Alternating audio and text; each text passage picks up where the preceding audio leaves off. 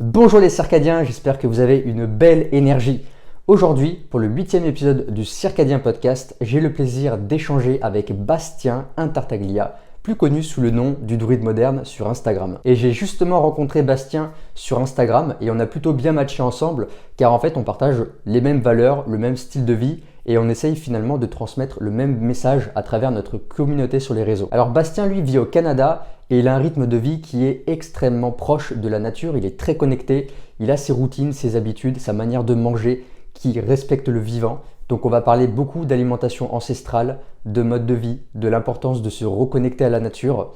On va parler aussi un petit peu de spiritualité et de tous les dogmes dans lesquels on peut rentrer en ce qui concerne par exemple le véganisme ou encore le véganisme. Bon, ça va, je déconne. Bon, je pense que les véganes, en tout cas, ont déjà quitté cette vidéo. Enfin bref, j'arrête de parler des véganes, j'arrête de faire le con. En tout cas, c'est un échange qui est très passionnant et qui apporte beaucoup de réflexion concernant le mode de vie moderne de notre société. Et au final, ça nous met un petit peu en question, ça remet un petit peu en question notre mode de vie. Donc voilà, c'était vachement enrichissant. J'espère que vous allez trouver ce podcast très enrichissant pour vous aussi. Je vous laisse découvrir tout ça dès maintenant et belle écoute. Moi, du coup, j'ai l'habitude, tu vois, d'introduire mes podcasts avec un petit tour d'inclusion. Ouais, Donc, en gros, l'idée, c'est quoi? C'est de partager tout simplement l'énergie dans laquelle tu es en ce moment. Ou si ok. jamais, par exemple, il t'est arrivé un truc un peu négatif ou désagréable ces derniers temps, eh ben, tu peux en parler pour ne pas que ça entrave le podcast et pour te libérer un petit peu de cette charge. Ok. Bah moi, je te dis en ce moment, j'ai vraiment j'ai une grosse envie de voyager en fait, de bouger parce que en fait, si tu veux, ça fait 2 ans et demi que j'ai pas voyagé. Ouais, c'est ça, à peu près. Et je commence à en avoir marre, tu vois. C'est sûr que j'adore être là où je suis dans la nature et tout. Je suis dans ma petite grotte là, éloigné de la civilisation, mais c'est vrai que j'ai envie j'ai besoin de contact, tu vois, de rencontrer des gens. Et il y a plein de gens en fait que j'ai rencontrés sur les réseaux avec qui j'ai vachement sympathisé et que j'aimerais rencontrer en vrai, tu vois. Même revoir mes amis de France aussi, tout simplement. Ma famille, j'ai eu de la chance qu'elle a pu venir là, ces dernières vacances d'hiver pour Mandji. Donc ça, déjà, ça m'a pas mal soulagé. Mais c'est vrai qu'il y a pas mal de gens que j'ai pas vus depuis des années maintenant. Et puis des gens que j'aimerais rencontrer en France. Plein de gens qui sont dans le domaine un petit peu de la santé, du bien-être, développement personnel, tout ça. Donc voilà, en grosse envie de voyager, alors pas que en France, mais aussi dans d'autres pays, des pays tropicaux.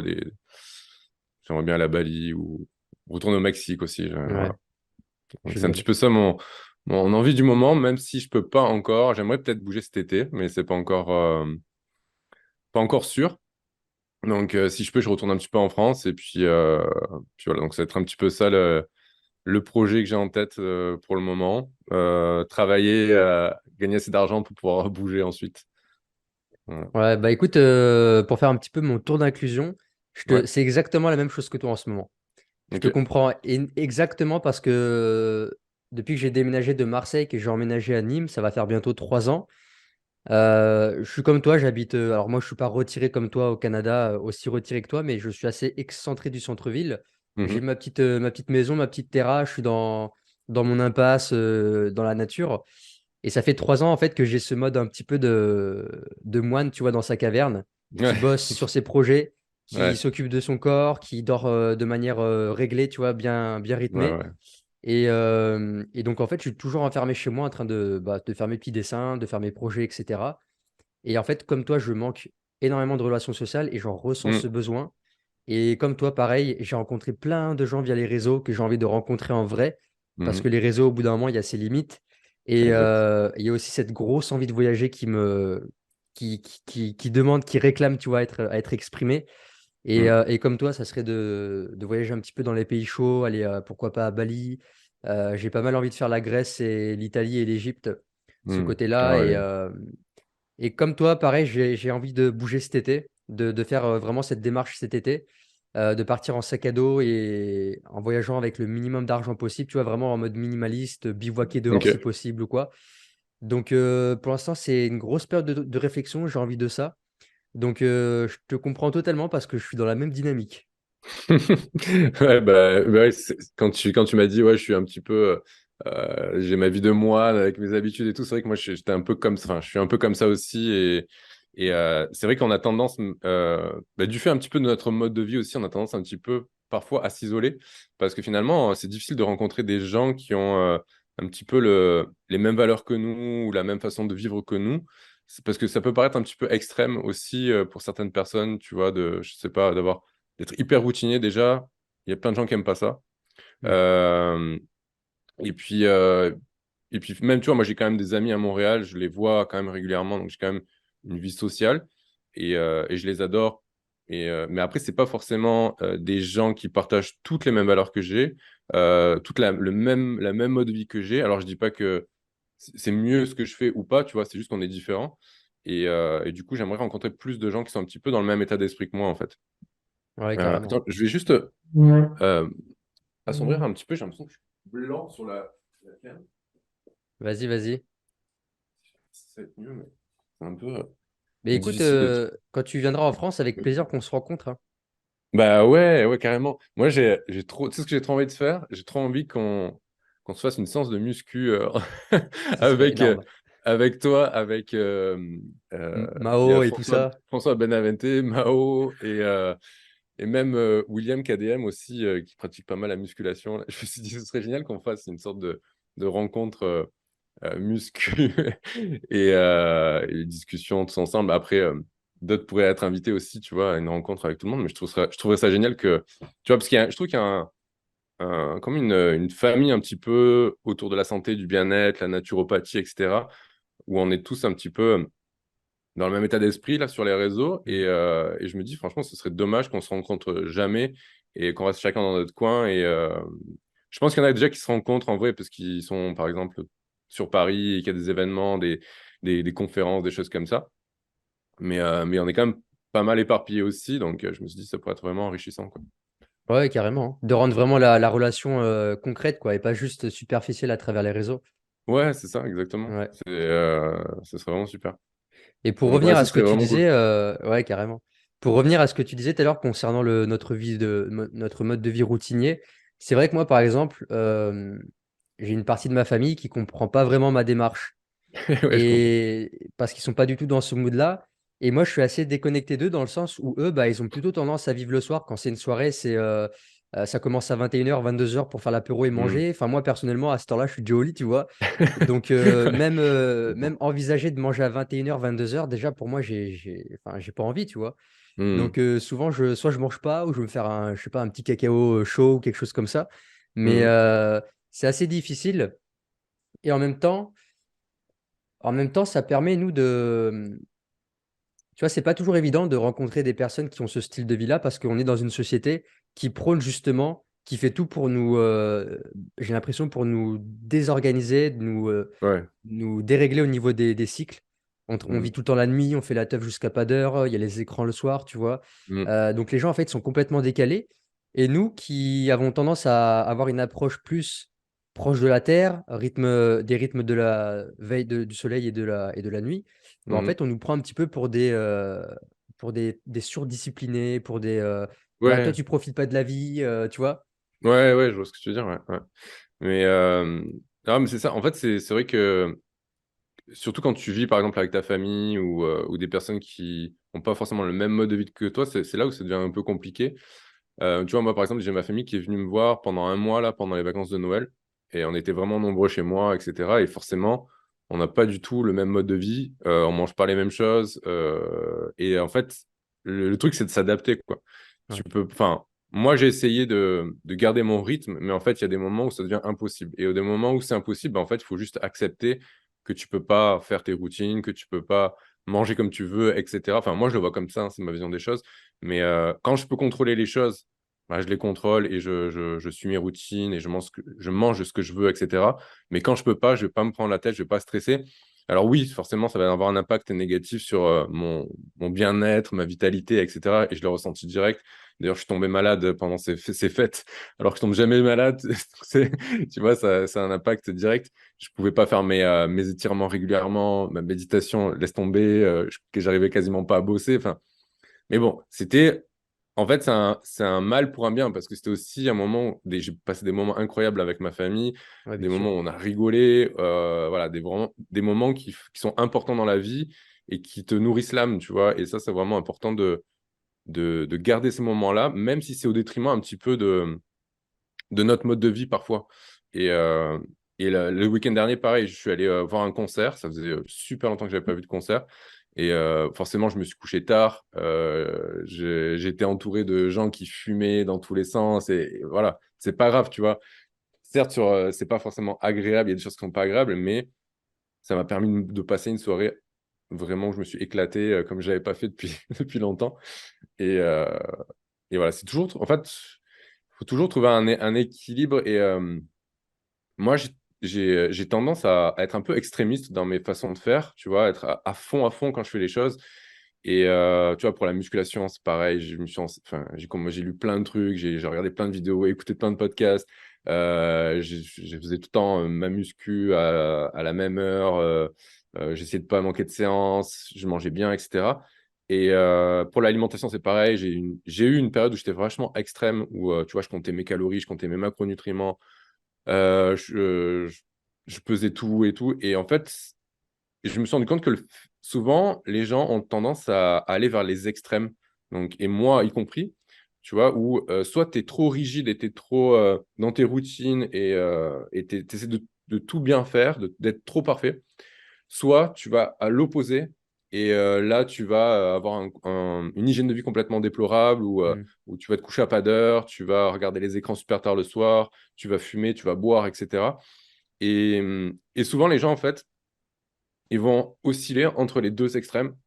Donc, être trop rigide, trop dur finalement avec eux-mêmes. Et au final, pour rééquilibrer, hein, si tu veux, leur corps, leur esprit, en fait, il va les pousser à retomber Mm. dans des travers extrêmes aussi. Donc, ça peut être de la malbouffe, ça peut être la drogue, ça peut être les addictions, etc. Et en fait, c'est pour ça que j'arrête maintenant d'essayer d'être parfait dans ce que je fais. Je cherche pas la perfection, je cherche juste à m'améliorer et à me sentir bien. Parce qu'en fait, quand j'essaie de trop bien faire les choses, ben, au final, au bout d'un moment, ça m'impacte négativement sur mon bien-être mental ou même physique parfois, tu vois. Ouais. Donc, c'est une Bah, question d'équilibre, quoi. bah, je te comprends totalement. Et d'ailleurs, je voulais savoir, toi, comment tu gères ce côté très routinier. Parce que moi, tu vois, je suis comme toi, hein. J'ai beaucoup expérimenté de choses. Et à chaque fois, bah, je pars à fond dans les extrêmes Ouais, jusqu'à c'est ça. ce que je m'épuise ou que je fasse une erreur. Et moi, tu vois, avec ce mode de vie là de ces dernières années où je suis dans ma grotte, bah, je suis devenu assez rigide d'esprit, je dois l'admettre. Mm. Et du coup, en fait, dès que je dois changer ma routine, dès que j'ai de la famille qui vient ou quelque chose comme ça, je commence à créer une tension mentale. En fait, tu Ouais. vois, malgré que je suis quand même relativement calme d'esprit, je suis quand même un mode de vie très sain, mais il y a quand même cette pression psychologique que je m'impose avec cette routine. Et j'ai du mal à vraiment me détacher des fois quand il y a de la famille ou quoi, à vraiment être totalement libéré dans mon esprit. Parce qu'il y a Mm. toujours un petit peu tu sais, il y a toujours toutes les connaissances que tu as accumulées. Tu dis, putain, je vais me coucher tard. Là, il y a encore de la Ouais. lumière alors qu'il est 23 heures. Et puis, du coup, il va y avoir moins de mélatonine. Donc, je vais moins dormir. Là, je vais Ouais. manger un petit peu trop tard. Je vais me coucher encore avec la digestion. Donc, et demain, je vais pas me sentir bien. Et tu psychotes, tu vois, tu te fais Ouais, ouais, un complètement. déroulé, tu vois, dans ta tête de tout ce qui va se passer au niveau physiologique. Mm. Comment tu gères, toi, ça? Est-ce que tu arrives à vraiment lâcher prise quand il le faut? Ou est-ce que toi aussi, tu as ce mental qui est derrière en mode c'est pas bien ce que tu fais, attention. Bah, je t'avoue que je l'ai, cette petite voix-là qui me dit attention, c'est pas bien. Je l'ai forcément parce que quand tu fais quelque chose qui va à l'encontre de ce que tu penses ou qui est bon pour toi, forcément, tu auras une petite voix qui va dire qu'est-ce que tu es en train de faire? Tu sais très bien que là, si tu te couches plus tard, demain, tu vas être KO, tu vas te dérégler. Si tu bois trop d'alcool, demain matin, tu vas être moins énergique. Enfin, tu vois, ça va t'impacter sur plein de niveaux. Et je l'ai toujours cette petite voix, mais j'essaie quand même de m'en détacher un maximum. Mais c'est pas évident, hein, j'avoue que c'est pas évident. Hmm. En fait, quand je suis en famille ou avec des amis, etc., forcément, j'ai cette petite voix au début, mais après, j'essaie quand même de me focaliser sur le moment présent. En fait, j'essaie d'être pleinement présent et du coup, c'est là où la méditation, ça aide un peu parce que finalement, la méditation, elle t'apprend à te détacher de tes pensées. Et, finalement, tu vois, quand tu es dans ces moments-là, bah, il faut apprendre à se détacher de ces pensées qui, finalement, ne vont que nuire au moment présent parce que Ouais, forcément, il y a des choses que tu peux pas contrôler. Et en fait, si tu es là tout le temps à ruminer des pensées qui sont finalement négatives en te disant ah, je fais mal les choses, bah, ça va impacter le moment que tu vas passer avec tes proches, etc. Donc, c'est un travail, je pense, continu là, mais je pense que la méditation, c'est un outil qui est quand même pas mal intéressant. Le stoïcisme aussi, la philosophie stoïcisme, pardon, qui est pas mal parce que ça te permet de te dire, OK, ben, là, je peux pas contrôler les choses, ben, je profite du moment et c'est tout ce que je enfin, c'est ce qu'il y a de meilleur que je peux faire sur le moment, c'est profiter du moment. Plutôt que de penser, «Ah mince, je mange pas ce qu'il faut» ou «Je me dors, je me couche trop tard» ou tu vois? ouais, parce que dans tous les cas, Et c'est ce qui va arriver. ouais, c'est ça, dans tous les cas, c'est ce qui va Ouais, arriver donc si effectivement tu peux. Alors ça veut pas dire qu'il faut non plus aller, dans l'extrême opposé et se dire: «Bon, bah, ce soir, je me bourre la gueule bien et sûr. je me couche super tard et tout», tu vois? Il faut limiter les dégâts dans tous les cas et essayer de suivre un petit peu ses valeurs, mais sans que ça impacte le moment présent, quoi. C'est ça le c'est un peu c'est pas évident, mais c'est ça que j'essaie de faire, quoi. Ouais, ouais, je vois, je comprends. Et d'ailleurs, pour parler de méditation, toi, tu as commencé la méditation quand? Et quel impact ça a eu dans ta vie? Alors en fait, la méditation, j'ai commencé il y a pas mal de temps, j'avais 20, je crois que j'avais 24 ans, donc ça Mmh. fait à peu près 10 ans. Ouais, c'est ça. Moi, j'ai commencé, ouh, dans une période de ma vie où j'étais pas forcément bien et cetera et en fait, pareil, tu vois, là, j'étais allé à fond, donc j'avais lu pas mal de bouquins sur la enfin pas mal, quelques bouquins sur la méditation, notamment Matthieu Ricard ou Mmh. j'avais lu un bouquin aussi qui parlait du lien entre le cerveau et la méditation, donc les effets positifs de la méditation sur le cerveau. C'était vraiment, vraiment intéressant et donc je pratiquais ça quasiment tous les jours pendant 1 heure par jour, donc c'était vraiment, intense et j'avais des effets, vraiment bénéfiques. Je me sentais mieux, moins stressé et cetera. Mais finalement après il y a eu une période de ma vie où j'ai complètement laissé tomber, et en fait je m'y suis remis il y a à peu près 2 3 ans. Ouais, c'est ça, il y a à peu près 2 3 ans, je m'y suis remis. Donc en pratiquant un petit peu au quotidien. Donc je fais pas des longues méditations, mais je fais plutôt des entre 5 et 15 minutes de méditation par jour. Pas tous les jours, ça m'arrive de sauter des jours, mais en général, c'est ça. Parfois, je fais des méditations plus longues, mais c'est plus rare. C'est quand j'ai vraiment le temps et l'envie, en fait. Mais sinon, au quotidien, j'aime bien me faire, ouais, 15 minutes, ça, on va dire, c'est une moyenne que je fais, c'était quoi la question déjà de base? Pardon. Non, ouais, c'est très bien. Bah, c'est savoir en fait si tu as ressenti un impact dans ta vie, comment ça t'a Ah, aidé. l'impact, oui. Oui, l'impact, en fait, moi, je le sens vraiment quand je suis régulier dans ma pratique. C'est vrai que si j'arrête, par exemple, là, pendant les fêtes de Noël, j'avais complètement arrêté, enfin, quasiment complètement arrêté. Et en fait, quand je pratique régulièrement, je sens que je suis plus serein. Ouais, j'aborde, là, en fait, les moments peut-être un petit peu, peut-être les difficultés du quotidien avec plus de facilité, plus de calme, tu vois? Et un autre truc que j'ai ressenti après pas mal de pratiques, c'est plusieurs mois de pratique continue, c'était une, plus grande connexion en fait avec l'univers. C'est, bon, là, on rentre dans le côté un petit peu spirituel, énergétique et tout ça, mais c'est vraiment ce que j'ai ressenti, c'est que quand je me baladais en nature, tu vois, par exemple, c'est vraiment plus de connexion avec la nature qui m'entoure, avec les arbres, avec le soleil, avec l'air et cetera. Et aussi, je voyais la nature plus belle, en fait, plus, je sais pas, vibrante, Plus de rayonnante, tu couleurs, vois? Un ouais. petit Ouais. Et en fait, en faisant des recherches un petit peu parce que, tu sais, j'ai mon passé neuroscientifique qui m'aide un petit peu à comprendre certaines choses et j'aime bien comprendre comment le cerveau, il fonctionne et surtout, dans mes pratiques et en fait, dans la méditation, il y a des études qui ont montré que les pratiquants experts ou même, je sais même pas si c'est que les pratiquants experts, mais je sais que la méditation permet d'inhiber ce qu'on appelle le réseau par défaut. Donc, en fait, le réseau par défaut, c'est un ensemble de structures cérébrales qui sont activées et qui communiquent entre elles quand on fait rien, en fait. Quand on est dans ses pensées, quand on fait de la rumination mentale, etc. Et ce réseau par défaut, si tu veux, il est associé à l'ego. Donc, la représentation de soi, l'image de soi, et voilà, c'est vraiment ce qui est lié à la rumination mentale, à l'ego, à notre passé, à notre histoire, etc. Et du coup, la méditation, en fait, elle inhibe ce réseau par défaut. Et ce qui est Mhm. intéressant, c'est que en inhibant ce réseau par défaut, tu vas mettre en communication des régions de ton cerveau qui n'ont pas l'habitude normalement de communiquer. Un petit peu comme, en fait, c'est la même chose qui se passe avec certains psychédéliques. C'est vraiment une inhibition en fait du réseau par défaut et finalement de l'ego. Et du coup, comme tu inhibes ton ego, ben, ta perception de ton toi, finalement, comment dire, elle se propage dans ton environnement.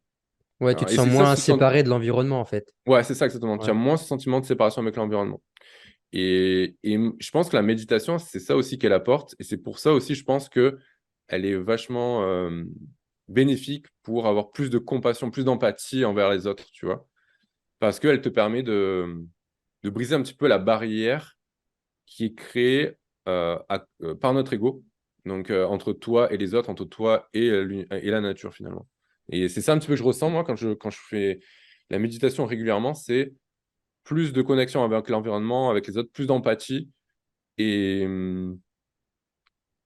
et tout simplement ouais, plus de sérénité mentale. Et ouais, c'est pas mal ça quand même. C'est déjà bien. Ouais, c'était bien. Moi, ça m'a beaucoup aidé aussi parce que j'ai commencé la méditation à mes 17 ans. Alors que avant même, tu vois, d'avoir mis un pied dans le développement personnel, dans la spiritualité, Ouais. c'est qu'en fait, j'avais vu un candidat de koh qui méditait, tu vois, quand je regardais koh à l'époque. Et en Mhm, fait, j'étais super curieux, donc je me suis dit, bah, c'est quoi la méditation? Et c'est comme ça que j'ai commencé à méditer, tu vois, tous les soirs, j'allumais une bougie dans ma chambre, je mettais une musique bouddhiste et tout ça. mhm, Et un peu comme toi, après, par moments, j'ai lâché, puis après, j'ai bien repris là ces dernières années. Ces dernières années, j'ai fait des très longues méditations de Joe Dispenza qui duraient mhm, à peu près 1 heure, tu vois, où là vraiment j'ai pu vivre des choses très profondes, des fortes connexions l'environnement et le tout. Mais c'est vrai que ça m'a beaucoup aidé moi aussi dans ma gestion du stress, dans ma compassion et mon altruisme avec les autres. mhm. Et heureusement, j'ai envie de te dire, comme toi et moi, heureusement qu'on médite avec ce mode de vie et avec ce mental, tu vois, qui tourne à toujours Ouais, vouloir être bien structuré parce que je pense que c'est un petit peu mon garde-fou, comme j'aime bien le dire. ouais. Et d'ailleurs, tu parlais de ton passé de neuroscientifique.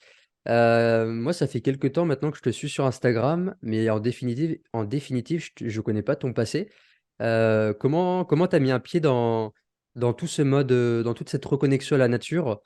Alors pour ceux qui te connaissent pas encore, qui verront ce podcast, toi tu es plus connu sous le nom de Le Druide moderne sur Instagram. C'est ça. Qu'est-ce qui t'a amené à t'appeler comme ça? Est-ce qu'il y a un lien avec les plantes? Comment raconte un petit peu ton parcours? Euh, alors, moi, si tu veux, j'ai eu une période de ma vie où enfin, j'avais une hygiène de vie qui était assez déplorable, on va dire. J'étais dans une relation qui était, on va dire, un petit peu toxique.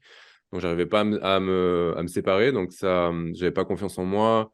Je mangeais mal, je fumais, etc. Voilà, je faisais pas de sport. Et en fait, je me sentais vraiment mal. Tout le temps, une sorte d'oppression thoracique dès que je me levais le matin, tout le temps stressé, des ballonnements en permanence. Je me sentais faible physiquement. Je sentais que mon corps était faible.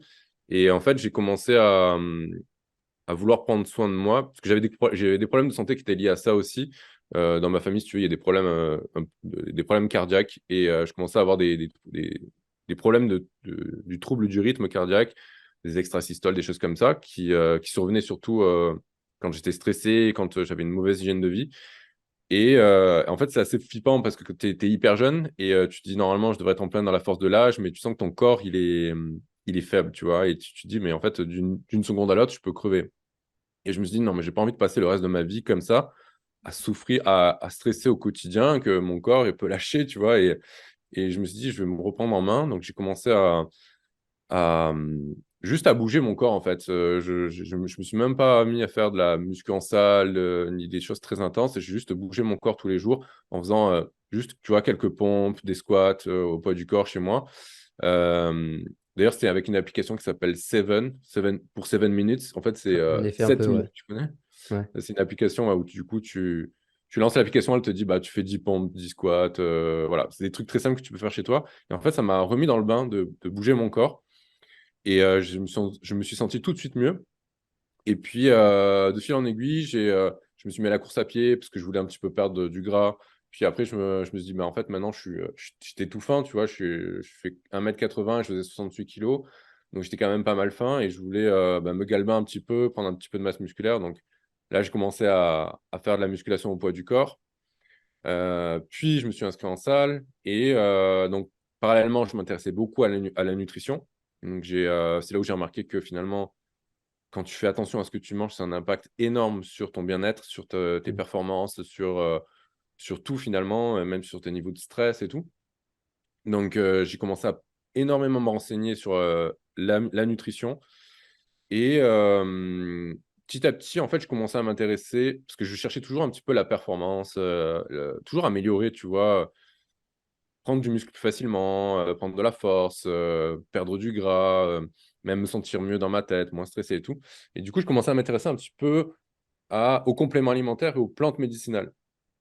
Et, euh, et du coup, j'avais un avis un petit peu. J'étais assez sceptique sur tout ce qui est plantes médicinales à l'époque. Et en fait, je commençais à entendre un petit peu parler à droite à gauche d'ashwagandha, de choses comme ça. Et je me dis, mais pourquoi tout le monde en parle, même dans le milieu du fitness un petit peu? Et je suis voulu tester. Et en fait, quand j'ai testé l'ashwagandha, je me suis dit, waouh, en fait, ça marche vraiment, tu vois. Je me suis dit, il y a vraiment des plantes médicinales qui fonctionnent et qui sont puissantes. Et je l'ai ressenti, tu vois, c'était pas un effet placebo, c'était sûr. Et je commençais à vouloir un petit peu comprendre comment ça fonctionnait, comment les plantes fonctionnaient sur nous. Et notamment, je me suis pas mal intéressé aux plantes adaptogènes parce que c'est des plantes qui sont vachement intéressantes pour mieux résister au stress physique, au stress mental. Donc, mieux récupérer de ses séances de musculation, mieux gérer son stress et tout ça. Euh, et en fait, en m'intéressant un petit peu aux plantes médicinales et tout ça, ça m'a petit à petit ouvert à finalement une vision un petit peu plus globale de la santé. Euh, Toujours dans la recherche un petit peu de l'optimisation, du bien-être, etc. J'ai commencé à m'intéresser au sommeil, j'ai commencé à m'intéresser à la gestion du stress. Donc, j'ai repris un petit peu la méditation. Euh, je me suis rendu compte que finalement, euh, en fait, pour optimiser sa santé, finalement, la connexion à la nature, elle est vachement importante.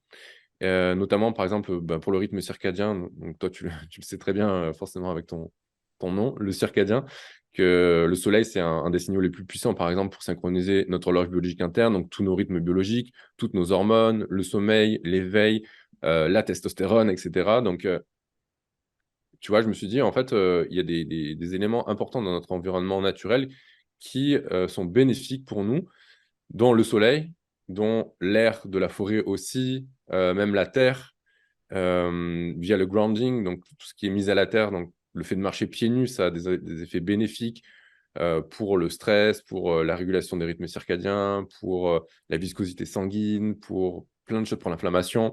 Et en fait, je me suis rendu compte que finalement, moi, comme j'ai un esprit très cartésien, très scientifique, je me suis rendu compte que toutes ces choses qui me paraissaient un petit peu ésotériques, un petit peu hippie, tu vois, il y avait quand même une base scientifique qui montrait tous les bienfaits de tout ça, qui montrait les bienfaits de la connexion à la nature. Euh, donc, par exemple, le soleil qui va envoyer des rayons, des UVB, des UVA, qui vont stimuler la sécrétion de testostérone, de neurotransmetteurs. Euh, le grounding qui t'apporte des électrons qui permettent de rééquilibrer ton corps. Voilà, finalement, des choses qui sont très concrètes, terre à terre, et qui m'ont ouvert à la reconnexion à la nature. Et, et c'est aussi par expérimentation aussi personnelle, parce que je me suis dit, Mm. quand j'allais mal, dans des moments de ma vie où j'allais très mal, j'ai toujours eu envie de retourner vers la nature, instinctivement en fait. Donc, Et je me souviens, après une séparation, tu vois, j'étais vraiment au plus bas et je me suis dit, il faut absolument que j'aille faire du camping dans les Hautes-Alpes. Et j'y suis allé et ça m'a fait un bien fou. Et en fait, je me suis rendu compte que j'avais toujours l'envie de retrouver ce lien avec la nature que j'avais perdu. Parce que finalement, quand on vit dans un monde moderne, quand on vit en ville, etc., on est complètement déconnecté de la nature et finalement de notre propre nature, parce qu'on est des êtres. C'est un peu comme si on était des Homo sapiens un petit peu plus évolués, enfin, avec plein de technologies, mais on est né pour être en connexion permanente avec la nature. Notre biologie, notre ADN, il est fait pour, pour vivre en symbiose avec la nature. Et en fait, c'est pour ça que j'essaie, à travers un petit peu mes pratiques, à travers les réseaux, de transmettre ce message de reconnexion à la nature qui est pour moi primordial parce que c'est vraiment la base de la santé. Mm. C'est si tu veux être en bonne santé, tu ne peux pas vivre en bonne santé en étant déconnecté de la nature. Pour moi, c'est quasiment impossible. Même si, oui, il y a le biohacking, oui, on peut utiliser par exemple des lumières artificielles pour simuler un petit peu le soleil, pour simuler le coucher du soleil, ou même des tapis de connexion à la Terre, etc., des choses comme ça qui permettent de mitiger un petit peu les effets néfastes de la technologie du monde moderne, mais ça ne sera jamais équivalent à la puissance à la puissance thérapeutique de la nature, tu vois. Ouais, carrément. Ouais. Donc, c'est un petit peu ça mon message. C'est pour ça que la reconnexion à la nature est vachement importante pour moi, parce que je le ressens et parce que, en fait, c'est prouvé aussi scientifiquement. Il y a plein d'effets bénéfiques, quoi. Mm.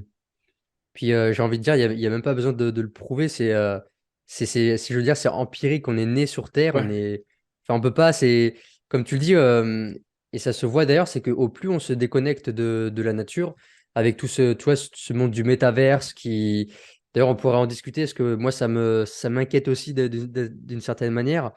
Mais en fait, tu vois bien que c'est factuel que au plus l'homme il se déconnecte, au plus il est dans une alimentation transformée, dans un rythme de vie qui a rien à voir avec la nature et avec toute cette technologie. Et au plus, en fait, il y a des maladies, mais en plus de ça, il y a une espèce de démence qui se crée. Les gens, au niveau psychologique, ils sont complètement détruits. Et ça, on le voit aujourd'hui avec les jeunes, par exemple, avec les réseaux sociaux. Tu vois, à toujours scroller TikTok, Mm, on voit que ça, c'est en train de détruire le cerveau, c'est en train de détruire les voies dopaminergiques. Ça a vraiment des effets hyper destructeurs et c'est assez flippant, tu vois. complètement, Et ouais. toi, comment tu vois un petit peu ce mode de vie actuel et comment tu vois un petit peu le futur avec tout, tu vois, cette technologie qui arrive là, ces Mm, implants, l'intelligence artificielle? ouais. Euh, ben, j'avoue que c'est un petit peu, ça fait un peu peur quand même, quand tu vois comment. En fait, c'est surtout la rapidité à laquelle ça évolue, tout ça. Et tu te dis, bon, là, on a quelques prémices un petit peu de ce qui va arriver, avec le thème métaverse et tout, ou les implants, ce genre de choses. Et en fait, bah, comme toi, tu vois, je pense que c'est, en fait, c'est notre recherche un petit peu de l'immortalité, euh, parce qu'il y a le biohacking, tu vois, dans le biohacking, il y a un mouvement qui cherche juste à optimiser sa santé, même à mitiger un petit peu les effets néfastes de la modernité. Puis il y a une autre un côté un petit peu dark side qui veut vraiment, qui se rapproche du transhumanisme, où on essaie vraiment de repousser les limites du corps humain, du coup fusionner peut-être avec aussi la technologie, avec les implants, ce genre de choses. Et bah, le danger un petit peu, pour moi, c'est de se perdre là-dedans et, de perdre notre nature humaine finalement, parce que pour moi, tu vois, tu nais. T'es un humain avec 10 doigts, avec quatre membres, etc. Pourquoi tu vas te rajouter des implants Hmm. alors que ta vie, elle peut être déjà merveilleuse juste en la vivant pleinement, en étant connecté à la nature. Tu vois, on n'a pas besoin de ça en fait. En fait, on cherche toujours la technologie pour améliorer notre condition, mais ça a un prix. On paye un prix en fait. Tu vois, dans ce truc-là, c'est qu'après, il y a des dérives extrêmes. Par exemple, pour les implants, on peut imaginer que dans l'avenir lointain, on puisse contrôler des gens via des implants. Théoriquement, c'est possible. Hmm. On n'a pas la technologie pour le faire encore, mais théoriquement, c'est possible. Donc, c'est encore une manière d'imposer une sorte de contrôle. Alors, je ne sais pas si c'est voulu, tu vois, mais il y en a certains qui vont dire oui, c'est les élites qui veulent contrôler tout le monde, peut-être, ou peut-être pas, tu vois, mais c'est une dérive en tout cas qui est possible. Et, euh, et du coup, être encore plus contrôlé dans nos déplacements, dans notre liberté de penser, etc., pour moi, c'est un petit peu terrifiant. Et même sans en arriver jusque-là, actuellement, tu vois, notre liberté d'expression, elle est vachement Hmm. réprimée, je trouve. Il y a plein de choses qu'on ne peut plus dire sur les réseaux. Ouais. Donc, c'est quand même fou. Et, et pour le métaverse et tout ça, ben, c'est un petit peu comme tout, je pense. Comme tous les outils, tu sais, tu peux les utiliser à bon escient ou à mauvais escient. Donc, comme un couteau, tu peux l'utiliser pour faire un bon plat, comme pour tuer quelqu'un. Ben, ou Internet, c'est pareil. Tu peux l'utiliser pour t'enrichir de connaissances, pour partager avec d'autres personnes. Mais tu peux l'utiliser aussi pour créer une bombe. Donc, le métaverse, je pense que ça va être un petit peu pareil. Il va y avoir peut-être des choses qui vont être utiles et d'autres qui vont être complètement destructives, je sais pas comment on dit, ouais. Destructeur, ouais. Ouais, donc ça va être la manière dont on va utiliser ces nouveaux outils-là qui vont être déterminantes. Hmm. Mais il y a déjà des comportements extrêmes qu'on voit. J'avais vu un mec, tu vois, qui diffusait des vidéos YouTube de lui qui vivait 24 heures sur 24 dans le métaverse. Donc en fait, il avait un casque de réalité virtuelle, il vivait dans son appartement et il enlevait jamais son casque. Et en fait, il avait recréé son appartement dans le métaverse. Et en fait, il se filmait 24 heures sur 24 en train de faire sa vie comme ça dans son appartement, connecté au métaverse en permanence. Et il éditait même ses vidéos sur son ordinateur, mais dont l'écran était retranscrit dans le métaverse pour pas l'enlever son Ok. casque. Et alors, il fait ça sûrement pour avoir des vues, mais il sortait jamais de chez lui. Il faisait il se faisait livrer les courses. Donc, le mec, il voyait jamais la lumière du soleil. Il voyait jamais personne. Il était toujours dans un monde virtuel. Et t'imagines si tu stimules en permanence tes yeux avec des pixels de la lumière Hmm. artificielle en permanence, que tu n'as aucun contact avec le monde externe, aucun contact avec la nature, euh, avec les gens, etc. C'est complètement destructeur. Bon, là, c'est un comportement très extrémiste, mais moi, ce qui me fait peur, c'est un petit peu ces dérivés extrêmes. On l'a vu dans certains films d'ailleurs. Il y avait un film, je crois que c'est avec Arnold Schwarzenegger et je ne sais plus comment ça s'appelle. Clone, je crois que ça s'appelle. Total Peut-être quelque chose comme Recall ça. avec son double. Ouais, avec son double. Ouais. Ouais, Total Recall. C'est Total Recall, là où il se Ouais. connecte à une machine et tout le monde vit finalement à travers un robot qui est une représentation hyper réaliste de notre corps, mais beaucoup plus jeune, etc.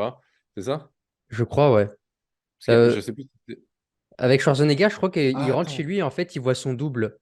Et en fait, c'était un clone, une entreprise en fait qui a créé son clone. Alors non, c'est pas ça. C'est pas Alors c'est celui-là? peut-être avec Bruce Willis. Je sais plus. Ah, C'est un mais si, acteur. avec Bruce Willis, c'est le titre, c'est clone. Ah ouais, c'est ça, c'est Clone. Mais je crois que D'ailleurs, je je l'ai me suis pas trompé vu. d'acteur. Et ouais, dans ce film-là, tu vois que les mecs, ils sont connectés en permanence à une sorte de machine qui les plonge dans une réalité. En fait, c'est pas une réalité virtuelle parce que ça les connecte à un robot qui est vraiment hyper réaliste d'eux-mêmes. C'est une représentation d'eux-mêmes, mais jeunes, beaux, etc. Et eux, ils sont sur leur siège, donc ils vivent leur vie à travers le robot qui se déplace dans le monde réel. Et donc, ils peuvent ressentir des choses, tu vois, parce que tu as des sortes je sais pas, de stimuli tactiles, visuels, etc., qui permettent de reproduire la réalité. Et en fait, tu les vois, ils sont dans leur siège, ils sont complètement obèses, ils sont vieux, ils sont dégueulasses, tu vois.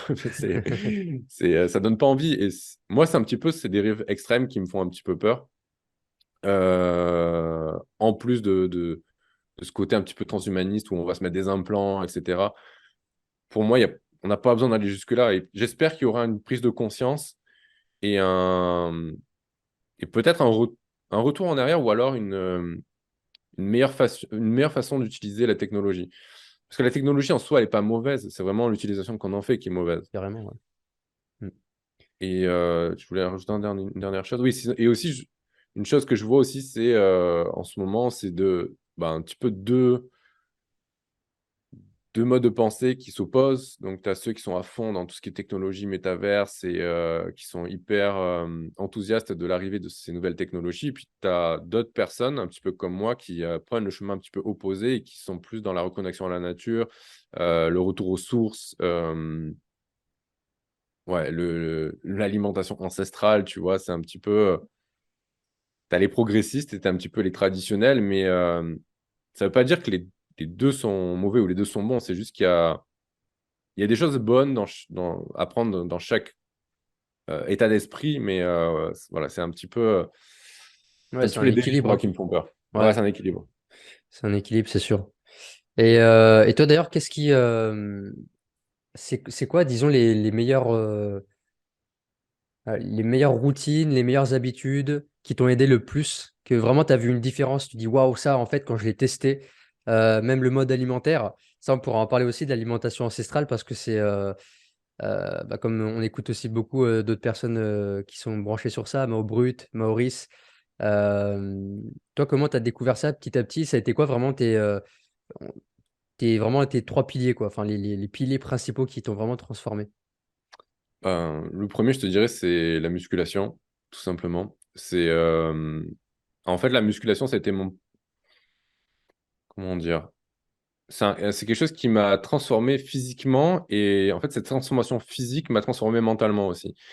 C'est-à-dire, j'ai vachement pris confiance en moi et je me suis rendu compte que j'étais capable finalement de devenir quelqu'un d'autre, de changer qui j'étais. Et donc, c'est passé par le côté physique, mais finalement, ça m'a impacté aussi au niveau mental. En fait, j'ai vraiment changé de limite de personnalité, tu vois, à partir du moment où je me suis mis à faire de la musculation. Ça peut être un peu fou, mais c'est vrai. J'étais beaucoup plus timide, réservé, pas sûr de moi. Et en fait, ça m'a vachement débloqué à ce niveau-là. Donc, la musculation, c'est vraiment pour moi un petit peu mon garde-fou, hein, un peu comme pour toi pour la méditation. Je sais que si j'arrête de faire de la musculation, je vais avoir beaucoup plus de mal, hein, finalement, à maintenir une bonne hygiène de vie. Parce que quand je fais de la musculation, c'est un excellent indicateur de mon état de santé, en fait, de ma vitalité. Parce que je le Hmm. ressens directement dès que je mange mal, dès que je dors mal, etc. Ça impacte mes performances. Donc pour moi, c'est vraiment quelque chose qui me permet de savoir où j'en suis au niveau de ma santé. Donc c'est déjà ça, cette routine-là, faire de la musculation régulièrement qui me permet de garder une bonne hygiène de vie. Euh, Petit impact sur plein de choses, sur l'humeur, sur le stress, etc. Voilà, pour moi, c'est presque impensable d'arrêter. Alors, ça m'arrive de faire des pauses. J'ai déjà fait des pauses, mais j'y reviens toujours, quoi. Hmm. Euh, Qu'est-ce qu'il y aurait d'autre? Les étirements. Les étirements et le. Alors, je fais pas du yoga en soi, je fais des poses de yoga, etc., mais je m'y connais pas trop. C'est plus un mélange d'étirements, poses de yoga que je fais, un petit peu à ma sauce. Et en fait, j'ai vachement sous-estimé les étirements pendant longtemps. Et en fait, quand je les fais pas, je sens vraiment la différence. C'est-à-dire que je sens que mon corps, il est rouillé, qu'il est contracturé. Je sens que ma respiration, elle est beaucoup moins profonde, tu vois, beaucoup plus superficielle. Je sens que je suis plus tendu et dès que je me remets à faire des étirements régulièrement, bah, il y a tout qui rentre dans l'ordre. Et même au niveau de mes performances à la salle, j'ai une meilleure mobilité quand je fais mes étirements. Genre, quand je fais du squat et que je fais des étirements régulièrement, je descends quasiment cul à terre sans problème, tu vois. Sur plein d'exercices, je me sens beaucoup plus à l'aise, j'ai moins de douleurs, je récupère mieux. Ouais, vraiment, même pour le sommeil, je trouve que je dors encore mieux quand je m'étire, tu vois, par exemple avant de dormir. Donc, ouais, les étirements, ça, c'est vraiment quelque chose qui fait maintenant partie de ma routine. Alors, je ne m'étire pas forcément tous les jours, mais je fais au moins une routine mobilité de 5-10 minutes et sinon des séances d'étirement un petit peu plus longues, entre 20 et 30 minutes, on va dire. Et ouais, ça, c'est, on va dire, une deuxième habitude de vie, enfin, quelque chose que j'ai inclus dans ma routine parce que ça a un impact vraiment direct là, sur mes niveaux d'énergie et mon bien-être général. Et la méditation aussi, quand même. Je dirais que la méditation, c'est quand même puissant. Mais la méditation, je le sens vraiment. quand je médite régulièrement aussi. Mm. C'est un petit peu un effet qui se cumule sur le long terme. Donc, si je médite de manière un petit peu aléatoire, je ne vais pas ressentir autant d'effets, même si je médite longtemps, je ne vais pas ressentir autant d'effets que si je médite 5 minutes tous les jours, tu vois.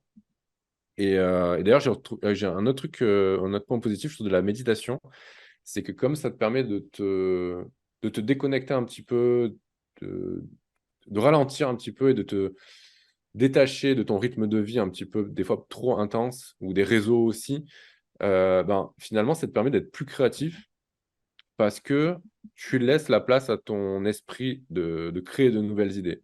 Parce que tu sais, quand tu es stimulé en permanence, quand Ouais. tu lis, quand tu écoutes des choses en permanence, même de la musique, etc., tu laisses pas la place à ton esprit de finalement créer de nouvelles connexions entre des idées et du coup d'être créatif. Et en fait, la méditation, ça permet un petit peu ça, de mettre plus d'espace entre les pensées et du coup de te reconnecter un petit peu à ton âme, à ton essence qui permet d'avoir cette énergie créatrice, quoi. Mm.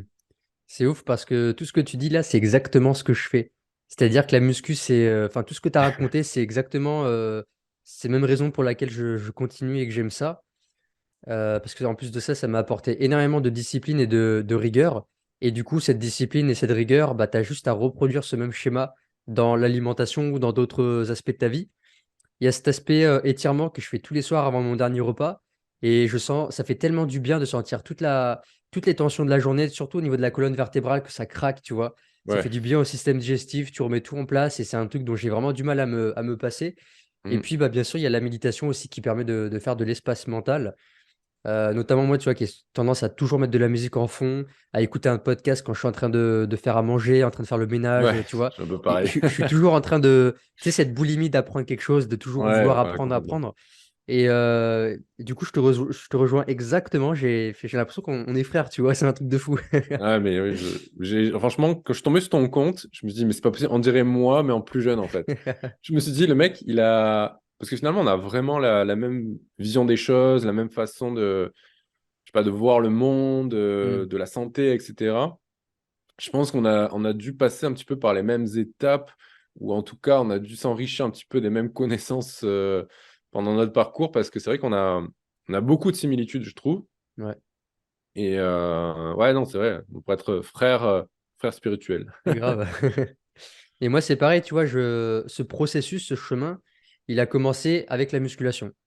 Quand j'ai commencé à m'inscrire dans une salle de musculation. Donc moi, j'ai commencé le sport, c'était pas avec 7 minutes, c'était avec un programme qui s'appelait Insanity. Je sais pas si tu connais. Ouais, ça me dit quelque chose à l'époque, il me semble l'avoir vu passer, ouais. C'était un truc de cardio du hit, tu vois, pendant 1 heure, mais le truc vraiment hardcore. Donc tu Ouais, passes de j'ai plus fait de sport de ma vie pendant des années, où je ouais, mange de la merde et tout ça, à je fais Insanity, tu vois. Donc le changement, il a été très très douloureux.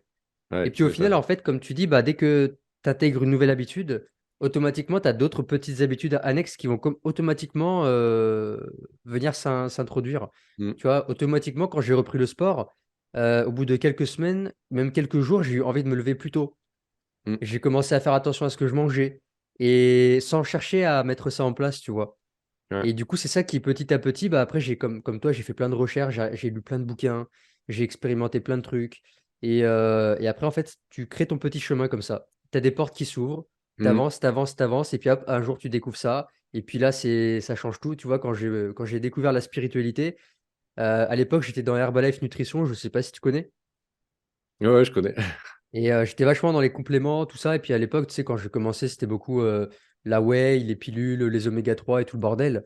Et Ouais, puis du jour au lendemain, j'ai tout arrêté. Et puis j'ai arrêté Herbalife parce que je sentais au fond que vendre des compléments en poudre en disant ouais, c'est un produit naturel, c'est fait avec des plantes, c'est de la poudre, quoi. Enfin, je veux dire, c'est fait dans un laboratoire. Donc, et en fait, quand je me suis ouvert à la spiritualité, c'est là où après, je me suis intéressé à tout ce qui est yoga, pranayama, respiration Wim Hof, douche froide, ces techniques mm, de biohacking, comme on dit. Tu vois, tout ce qui est pratique naturelle, en fait, jeûne intermittent. Je commençais à tester les ouais, infusions de plantes, les huiles essentielles. Et après, en fait, ouais, tu te rends compte, en fait, que vraiment, même encore une fois, dans le monde de la santé aujourd'hui, on fait tout pour te faire surconsommer. Alors qu'en fait, Mm, en jeûnant, en prenant le soleil, ce sont des choses qui sont gratuites. En apprenant à mieux respirer, en apprenant à mieux dormir, tu n'as plus besoin de nutriments. Et mm. d'ailleurs, on va en venir à ce sujet. L'alimentation ancestrale, quand on mange des produits qui sont denses, là, tout à l'heure, j'ai regardé ta story où je voyais hier, tu as mangé du foie de volaille cru. Ouais. Et d'ailleurs, tu peux en parler de ces super aliments, tu vois. Vraiment, on n'a même plus besoin de. Une fois qu'en fait, on se reconnecte à ce mode vraiment ancestral et naturel, Mm, on se rend compte qu'on n'a plus besoin de mettre autant d'argent bien sûr. dans ces suppléments. Alors, bien sûr, Ouais. comme tu dis, on achète, même moi aussi, tu vois, là, j'ai du reishi, j'ai des champignons médicinaux en poudre. J'ai déjà testé aussi l'ashwagandha. Donc, de temps en temps, j'achète des suppléments, des compléments, entre guillemets, mais ça reste des choses qui sont brutes et naturelles, Mm, tu vois. ouais. Ouais, ben, je suis d'accord, je te rejoins là-dessus. Quand tu retrouves finalement un mode de vie qui se rapproche beaucoup de celui de nos ancêtres, même si on n'arrivera jamais à vivre comme nos ancêtres, parce que forcément, on va pas vivre dans des caves et, euh, et se couper complètement du monde moderne, même s'il y en a qui peuvent le faire, mais en tout cas, moi, c'est pas mon but. Euh, Bah, finalement, tu retrouves une vitalité, la pleine vitalité, en mangeant des aliments bruts que tu digères bien, qui sont hyper denses en nutriments.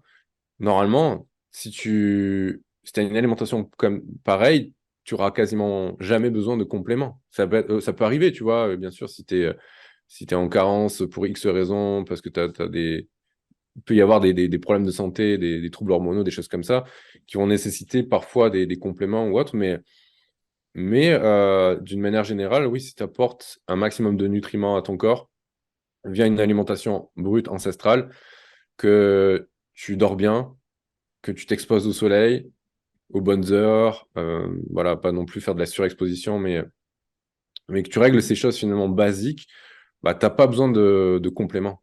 T'as pas besoin de compléments. Les compléments, en fait, moi, je les vois un petit peu comme un côté pratique.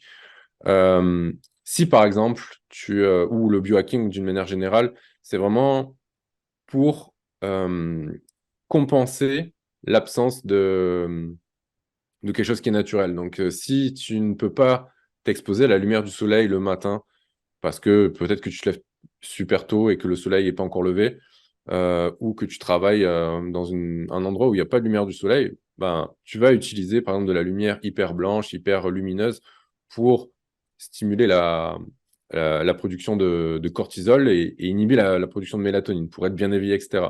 Ça remplacera jamais le soleil, mais ça permet de mitiger un petit peu les effets de l'absence du soleil. Les compléments, c'est pareil. Si d'une manière générale, tu as une bonne hygiène de vie, tu dors bien, tu fais de la méditation, tu manges bien, bah, tu auras beaucoup plus de facilité à gérer ton stress que si tu as une hygiène de vie de merde. Mais l'ashwagandha, par exemple, ça peut être pas mal dans certains cas où bah, tu peux pas gérer ton stress pour X raisons.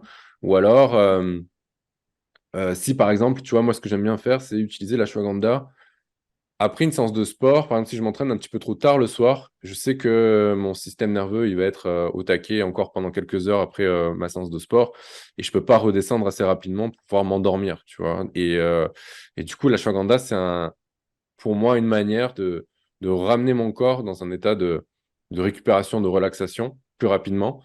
Mais bien sûr, l'idéal, c'est de faire en sorte de ne pas utiliser ces petits enfin, ces hacks, tu vois, c'est faire le plus naturel possible. Et quand on peut pas, pourquoi pas, ouais, utiliser des compléments, faire du biohacking, etc., quoi. C'est vraiment, faut pas que ça reste faut pas que le biohacking ou les compléments alimentaires, ce soit une base. Faut que ce Mm. soit vraiment exceptionnel et que ça nous permette ouais, de mitiger un petit peu notre déconnexion de la nature par moment ou parfois des comportements qui peuvent être un petit peu moins, moins sains pour nous, quoi. Mm. Est-ce que tu peux nous parler un petit peu de ton alimentation ancestrale? Ouais. Euh, alors moi, l'alimentation ancestrale, si tu veux, enfin, je l'ai découverte il y a pas si longtemps finalement, peut-être il y a un an et demi, quelque chose comme ça, un an et demi, 2 ans maximum. Euh, mais finalement, c'est quelque chose que je pratiquais un petit peu naturellement, Mm. déjà avant, parce que je mangeais le moins de produits transformés possible. Euh, donc maintenant, c'est sûr que dans mon alimentation, j'intègre peut-être plus d'aliments que j'avais pas l'habitude de manger avant, comme les abats. Maintenant, les abats, c'est quelque chose que j'ai intégré et que j'ai envie de manger plus souvent pour, euh, comme je l'ai expliqué, c'est hyper riche en nutriments. C'est les aliments les plus denses en nutriments de la planète. Ouais. C'est des nutriments en plus qui sont biodisponibles, donc notre corps va vraiment les absorber rapidement, facilement. Donc, il n'y a pas meilleur multivitamine naturel que les abats, notamment le foie de bœuf. Le foie en général, c'est vraiment excellent. C'est des bombes de nutriments. Et du coup, mieux vaut dépenser son argent effectivement dans des aliments bruts comme ça, plutôt que dans des compléments, des multivitamines. Ça, c'est clair. Enfin, pour moi, c'est mieux vaut investir dans de l'alimentation de qualité, bio, avec si possible, provenant de bétail élevé en pâturage, etc. C'est toujours mieux que d'investir dans des compléments alimentaires. Donc, en gros, moi, ce que je mange, c'est le moins transformé possible, des œufs, de la viande, du poisson, des huîtres, du fromage au lait cru. Alors, malheureusement, ici au Québec, le lait cru est interdit à la vente. Ah ouais? Ouais, c'est interdit. On ne sait pas pourquoi, mais apparemment, ce serait pour des raisons, tu sais, de contamination Hmm. au niveau des bactéries et ce genre de choses. Donc, tu ne trouves pas de lait cru au Canada. Et la seule chose que tu trouves, c'est du fromage au lait cru. Parce que comme c'est fermenté, tu as un petit peu moins de risques par rapport à tout ce qui est contamination, je pense. Donc, fromage au lait cru. Je bois quand même du lait de temps en temps, mais c'est du lait qui. Alors, c'est pas du lait cru, il est pasteurisé, mais il est non homogénéisé. Hmm. Donc, en gros, l'homogénéisation, c'est. En fait, on fait passer, je crois, si j'ai bien compris, on fait passer le lait dans des sortes de pulvérisateurs qui vont pulvériser les petits amas de gras, en fait, de cellules graisseuses. Et en fait, cette, euh, c'est une transformation supplémentaire. Donc, ça dénature un petit peu le lait. Donc, déjà, le lait que je bois, c'est le moins transformé que je puisse trouver, tu vois. C'est Hmm. pas l'idéal, mais c'est le moins transformé. Euh, Qu'est-ce que je mange sinon? Je mange quand même des légumes, pas mal de patates douces, patates, du riz blanc. Ça, c'est vraiment, on va dire, les sources de glucides principales, avec les bananes plantains aussi de temps en temps. J'aime bien. Ouais. Euh, je mange pas mal gras, je trouve. Euh, je cuisine avec du ghee, avec du beurre, de l'huile d'olive, de l'huile de coco, principalement. Euh, du chocolat noir, du cacao. J'ai quelques super aliments que je mange quand même, des baies de goji, graines de chanvre, même si les graines de chanvre, je me rends compte que c'est finalement pas enfin, c'est peut-être pas les super aliments C'est moins biodisponible. c'est moins biodisponible, ouais, c'est Hmm. ça, surtout au niveau des oméga 3. Les oméga Ouais. 3, bon, tu en as dans les végétaux, mais finalement, ils sont très peu convertis en, ce qu'on appelle ça. Ah, je sais plus les deux types d'oméga 3 là. Il y a les DHA, Pas DHA et EPA ou EPH, EPA. je crois. J'arrive Ouais, je jamais crois que c'est ça. j'arrive jamais Et à je me crois rappeler. que ouais, les oméga 3 végétaux ont beaucoup plus de mal à être assimilés donc, par l'organisme. Donc, c'est pas forcément idéal, mais sinon, qu'est-ce que je mange d'autre? Alors, excuse-moi, mais je suis en train de me Ouais. faire insulter par des véganes là. T'entends pas? D'ailleurs, je me suis dit, quand j'ai posté ma story hier de moi en train de manger du foie de volaille cru, je me suis dit, à tous les coups, il y a des véganes qui ont dû se barrer en vitesse. Ouais, alors moi, le véganisme, c'est quelque chose que j'ai testé, tu vois. Ouais, ça a donné J'ai quoi? testé. Alors, c'était la catastrophe. Honnêtement, la catastrophe, vraiment. J'ai testé ça pendant 6 mois. Et en 6 mois, ma santé s'est dégradée, mais très rapidement. Si tu veux, au début, ça allait. Franchement, au début, je me sentais bien. Et au bout du troisième mois, ma force a vraiment chuté. J'arrivais plus à. J'ai aucune niaque à la salle. J'arrivais plus à augmenter mes performances. J'avais même perdu en muscle, etc. Pourtant, je comptais mes calories, donc je faisais attention à ce que j'ai le bon apport, tu vois, en protéines, en glucides, en lipides, etc. Je mangeais juste un œuf par jour pour la vitamine B12. Voilà, c'était pas 100% vegan, mais il y avait juste un œuf pour la vitamine B12.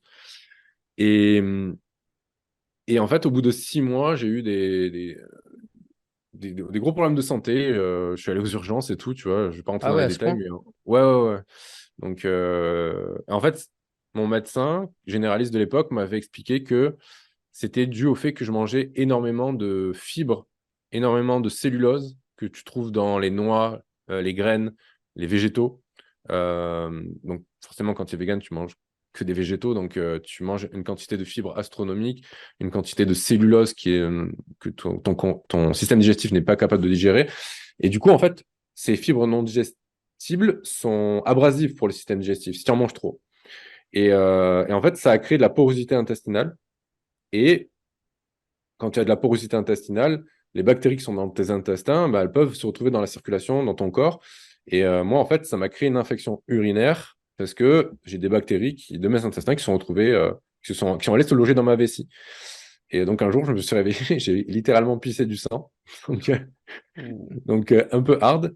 Et donc, je suis allé aux urgences et tout. Et en fait, heureusement, mon médecin qui avait une approche assez holistique de la santé quand même, a tout de suite identifié le problème. Elle m'a dit, tu manges trop de fibres, réduis tes portions de légumes, de noix, etc. Et puis moi, par moi-même, j'ai réintégré la viande, les œufs, etc.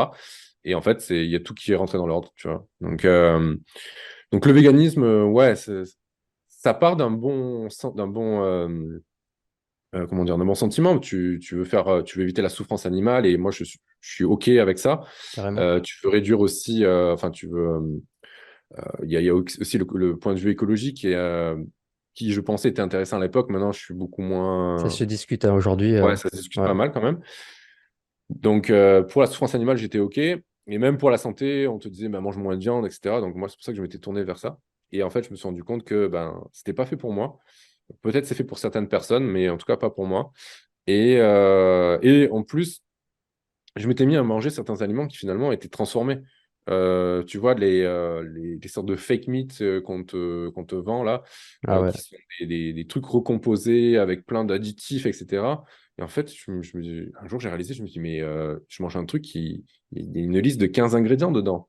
Alors, tu prends du bœuf, il y a juste marqué bœuf, quoi. Tu vois. Donc, tu vois, c'est ridicule. Et, euh, et après, je suis arrivé à la conclusion que, en fait, il faut pas vouloir éviter la souffrance des autres ou des animaux au détriment de sa propre santé, au détriment de sa propre souffrance, tu vois. Sinon, ça n'a pas de sens. Exactement. Je suis totalement d'accord avec toi. Et il y en a beaucoup qui font ça, hein, beaucoup de personnes. Et encore une fois, c'est malheureusement, je pense que beaucoup de personnes qui sont dans toute cette approche véganisme, végétarisme, ils sont plus dans le dogme que dans. Tu vois, ils sont plus dans Oui. un dogme, enfermés dans une croyance. Ouais. Et on retrouve ça beaucoup en spiritualité. Tu vois, les personnes. Tu vois une personne qui est spirituelle, t'es prêt à parier, tu peux lui demander, toi, je suis sûr que tu es vegan ou végétarien. Dans 95% des cas, la personne, elle va Ouais. te dire oui, tu vois. Ouais, Parce ouais, qu'il y a ce truc de.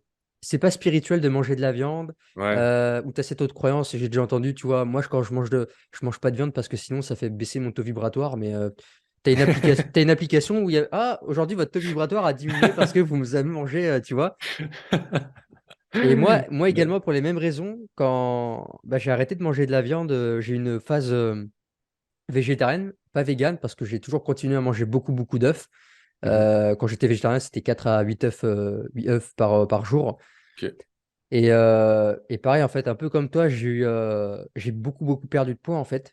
Si tu Mhm. regardes un petit peu, ne serait-ce qu'encore l'année dernière, parce que j'ai découvert l'approche ancestrale que à peu près l'été dernier, où j'ai Mhm. réintroduit vraiment les abats, voilà, les produits laitiers crus, etc. Mais avant, j'étais vraiment très axé du côté ayurvédique, alimentation un peu ayurvédique, végétarienne. Et en fait, pareil, t'as pas d'humeur, t'as pas envie à la salle, t'as besoin d'un café ou d'un excitant pour pouvoir avoir une petite décharge de dopamine et Mhm. pouvoir en donner un peu. Mais j'étais dans un état de maigreur, j'avais bah, du coup frilosité, tout le temps froid, Ouais. le sommeil agité. Sommeil agité, Euh, j'avais pareil aussi. Ouais. ouais. Et du coup, quand j'ai réintroduit, pareil, beaucoup de beurre, beaucoup de produits laitiers crus, des pommes de terre, Ouais. de la viande rouge, etc. J'ai repris en vitalité. Là, je vois, tu vois, j'ai repris du poids. J'ai une bonne humeur, je dors beaucoup mieux. Et Mhm. en fait, il n'y a pas photo. Et je crois aujourd'hui, dans le monde de la santé, tu vois, j'ai encore du mal à vraiment cerner le truc, mais j'ai l'impression qu'il y a pas mal de conflits d'intérêts. C'est-à-dire que on crée des modes alimentaires qui. Enfin, en fait, je veux dire, moi, tu vois, j'en reviens tout le temps à la base, c'est-à-dire, nos chasseurs-cueilleurs, ils faisaient quoi? C'est tout ce que je veux savoir. Mhm. Tu vois, le reste, ça m'intéresse pas. Aujourd'hui, on te dit, Mm. moi, je fais du jeûne intermittent, je fais du grounding, je fais du earthing. Mais en fait, mec, on a fait ça depuis la nuit des temps, en fait. C'est C'est vrai. juste qu'on l'a perdu. Et après, On tu l'a as des perdu, ouais. scientifiques qui disent, nous, on a créé une technique qui s'appelle le jeûne intermittent, qui consiste à ne pas manger le matin, et nanani, nanana. Mais en fait, c'est ce Ouais, qu'on a fait de manière empirique. Je veux dire, avant, les chaussures, ça n'existait exact. pas. Et Ouais. aujourd'hui, on va inventer des modes alimentaires, des modes, tout simplement. Et en fait, déjà, tu le vois sur les réseaux, c'est-à-dire, tu as carnivorisme, paléo, Mm. ancestral, véganisme, etc. Vegan, VG, ouais. Voilà, et toi, en fait, tu es là en mode, tu as toute une palette et tu dis, bah, je choisis quoi. Et après, tu Mm. rentres dans un dogme, dans une croyance, et du coup, tu vas adopter des comportements, et après, tu vas faire la guerre à l'autre qui mange de la viande, et puis celui qui mange de la viande, il va insulter les véganes de faiblards. Enfin, tu vois, Ouais. tu vois, même moi, tu vois, je voudrais pas dire contre, parce qu'il y a des aspects positifs du véganisme. Mais pour moi, c'est pas quelque chose de naturel, tu vois. Encore une fois, Mm. je regarde ce qui se passe dans la nature. Toujours Ouais, c'est regarder ça. qu'est-ce qui se passe dans la nature. Et pour Mm. moi, c'est au plus tu es proche de la nature, dans tous les sens du terme, que ce soit au niveau de ton mode de vie, de ce que tu manges, et au plus tu vas être proche de la vérité, entre guillemets. Et moi, en Ouais, fait, je suis je recherche d'accord. beaucoup la vérité. Ça m'intéresse pas de ta croyance, en fait. Il y a beaucoup de Mm. personnes qui vont parler en fonction d'une croyance, mais la croyance ne m'intéresse pas. Si demain Mm. on me montre, enfin, si en fait le véganisme, ce serait le truc ancestral que tous les chasseurs-cueilleurs ont fait, je serais végane, en fait. Mm. Tu vois? Ouais. Mais, ouais, mais je comprends tout à fait ton point de vue. Et moi, je suis un petit peu dans la même démarche aussi. C'est savoir ce que faisaient nos ancêtres. Finalement, c'est possiblement ce qui nous correspondrait le mieux. Après, ça ne veut pas dire que. Je pense qu'il y a aussi le côté individuel qui est Ouais. à prendre en compte.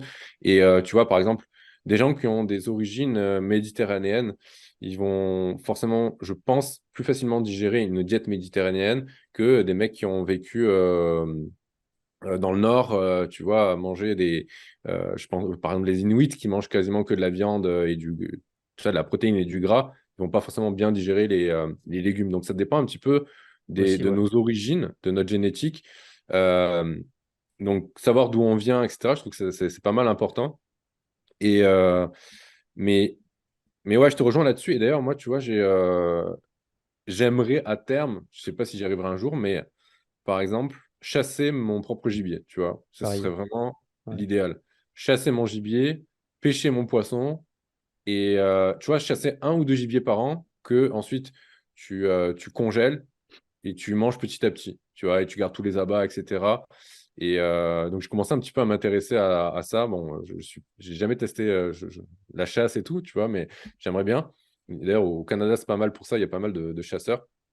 Mais encore une fois, c'est difficile de trouver quelque chose qui est idéal et qui se rapproche parfaitement de ce que faisaient nos ancêtres. Pourquoi? Parce que notre monde, il a énormément évolué, il a été énormément pollué.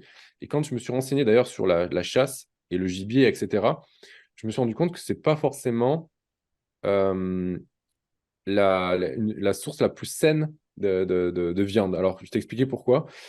Parce que, par exemple, tu prends les sangliers. Les sangliers, ils mangent de tout. C'est des omnivores. Ils vont manger des cadavres, ils vont manger des champignons, des choses comme ça. Les champignons, c'est des organismes qui accumulent énormément de radioactivité.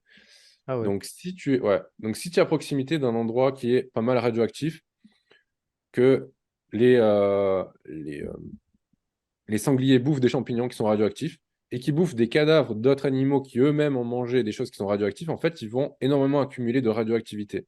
Donc les sangliers en particulier, c'est des animaux qui, si ils vivent pas loin d'un endroit qui a été radioactif, sont potentiellement pas mal radioactifs, tu vois. Donc il y a cette contamination-là. Et en plus, quand on chasse l'animal, la plupart des chasseurs utilisent du plomb. Et le plomb, ça contamine ta carcasse, ton gibier. Donc j'ai lu pas mal d'études qui montrent qu'en gros, quand tu tires au plomb, bah, tu as une zone autour de l'impact qui est très contaminée. Donc, ce qu'ils font la plupart des chasseurs, c'est qu'ils découpent autour et ils enlèvent cette partie-là. Mais finalement, au moment où l'animal reçoit l'impact, il y a une quantité non négligeable de plomb qui passe directement dans la circulation du sang et qui Hmm. contamine tout le reste du corps. Et du Ah coup, il y a ouais. des animaux qui sont plus ou moins contaminés comme ça à cause du plomb, à cause de la radioactivité, en particulier le sanglier. Et il y a d'autres animaux qui sont moins contaminés par la radioactivité. Je crois les cerfs, les choses comme ça, d'autres gibiers parce qu'ils mangent moins par exemple, ils ne mangent pas de champignons ou d'autres choses qui sont moins contaminées. Donc en fait, il y a pas de solution parfaite, Hmm. malheureusement, de nos jours, à moins de trouver vraiment du gibier qui soit reculé de toute civilisation, etc. Et ça, c'est vraiment l'idéal. Et encore, il faut le chasser de la bonne manière. C'est-à-dire ne pas utiliser du plomb, mais une arbalète ou un arc. Donc la chasse à l'arbalète et l'arc, c'est ce qu'il y a de plus propre, on va dire, pour avoir un gibier de qualité. Donc, c'est un petit peu ça. Mon projet sur le long terme, c'est d'apprendre à chasser à l'arbalète ou à l'arc, tu vois. Ça demande beaucoup plus de temps Ouais. pour chasser parce que tu dois être beaucoup plus proche de l'animal, beaucoup plus de technique, etc. Mais ce serait vraiment l'idéal. Et bon, c'est peut-être un petit peu utopique, tu vois, mais c'est un petit peu mon idée pour se rapprocher au maximum de ce que faisaient nos ancêtres finalement. Hmm. Chasser son propre gibier. Pourquoi pas aussi avoir son propre potager et cueillir aussi certaines baies, certaines plantes que tu trouves dans la nature. Ouais. Ça aussi, il y a je commence à m'intéresser pas mal à ça. Alors, je suis loin d'être un expert, mais je m'intéresse pas mal à ça. C'est pour ça que je m'intéresse aussi aux plantes médicinales, comment apprendre à les reconnaître, apprendre à les cueillir, à les transformer, à les utiliser. Et puis même les plantes comestibles, parce qu'il y a finalement dans la nature, il y a plein de choses qui sont comestibles dont on n'a même pas conscience. Et moi, j'ai réalisé ça il y a pas si longtemps que ça. Je me suis dit, mais en fait, l'exemple typique, c'est le pissenlit qui pousse partout, que tout le monde tond dans son jardin. Bah, c'est quelque chose qui est comestible et qui a plein de bienfaits pour la santé, qui est hyper riche en antioxydants, etc. Riche en inuline pour la digestion. Enfin bref, ça a plein de bienfaits. Et du coup, ouais, en fait, il y a plusieurs stratégies pour se rapprocher un petit peu de ce mode ancestral. C'est pas accessible à tous. Je suis Hmm. pas sûr que ce soit un jour accessible à tous, parce que je vois mal la population entière se mettre à chasser et cueillir ces plantes, etc. Mais en tout cas, s'y rapprocher le plus possible, quoi. C'est ça le but. Oui, voilà, dans tous les cas, c'est toujours faire de son mieux Ouais. et d'être aligné avec ce qu'on fait aussi, parce que c'est important. Mm. C'est important. Exactement. Ouais. Et Ouais. tu vois, c'est comme tu dis, c'est mieux de. Enfin, moi, en tout cas, dans ma vision, j'aimerais aussi apprendre à chasser pour me dire, bah, c'est moi qui ai tué cet animal, je sais Mm. comment il a été tué pour le coup. Et Ouais. puis après, tu as cet aspect un petit peu, pour les personnes un petit peu plus animistes et spirituelles, c'est-à-dire bah, remercier l'animal. Tu vois, il y a toujours cette notion Exactement. du sacré aussi qui est très Ouais. important pour moi dans l'alimentation. Mm. Et du coup aussi, j'aimerais bien. Alors, je sais pas si tu connais Ben Greenfield. Ouais. Lui, je sais Je le qu'il suis depuis pas a. longtemps, mais ouais, je connais. Ouais. Ouais. Et lui, en fait, je crois qu'il a une maison qui est. Je crois qu'il habite peut-être au Canada ou un endroit comme ça, pas très loin, dans une forêt en fait où il y a des grands. Je sais pas trop c'est quoi comme arbre là-bas, une espèce des grands sapins très grands. Ouais. Et lui, en fait, pour le coup, il fait vraiment le mode ancestral, c'est-à-dire qu'il prend son arc à poulie, il va chasser nu dans la forêt le matin, et il revient Nu? ouais, il va nu carrément. Ok. Et vraiment, tu sais, le pur chasseur-cueilleur, genre, il a son Incroyable. arc, il est nu, il va chercher son gibier, puis il rentre fin de matinée avec voilà, ce qu'il a récolté. Ah ouais. Et c'est un mec, enfin, j'adore vraiment ce qu'il fait, tu vois, c'est ouf. Et Ouais. évidemment, la population ne peut pas faire ça parce que si demain, je pense que tout le monde se met à chasser, il va y avoir de terribles. Enfin, on éradique totalement toutes les espèces, hein, donc on est Mm. trop en fait sur Terre, il y a aussi ce Ouais, c'est problème-là. ça. Mm. Ça, c'est un autre sujet.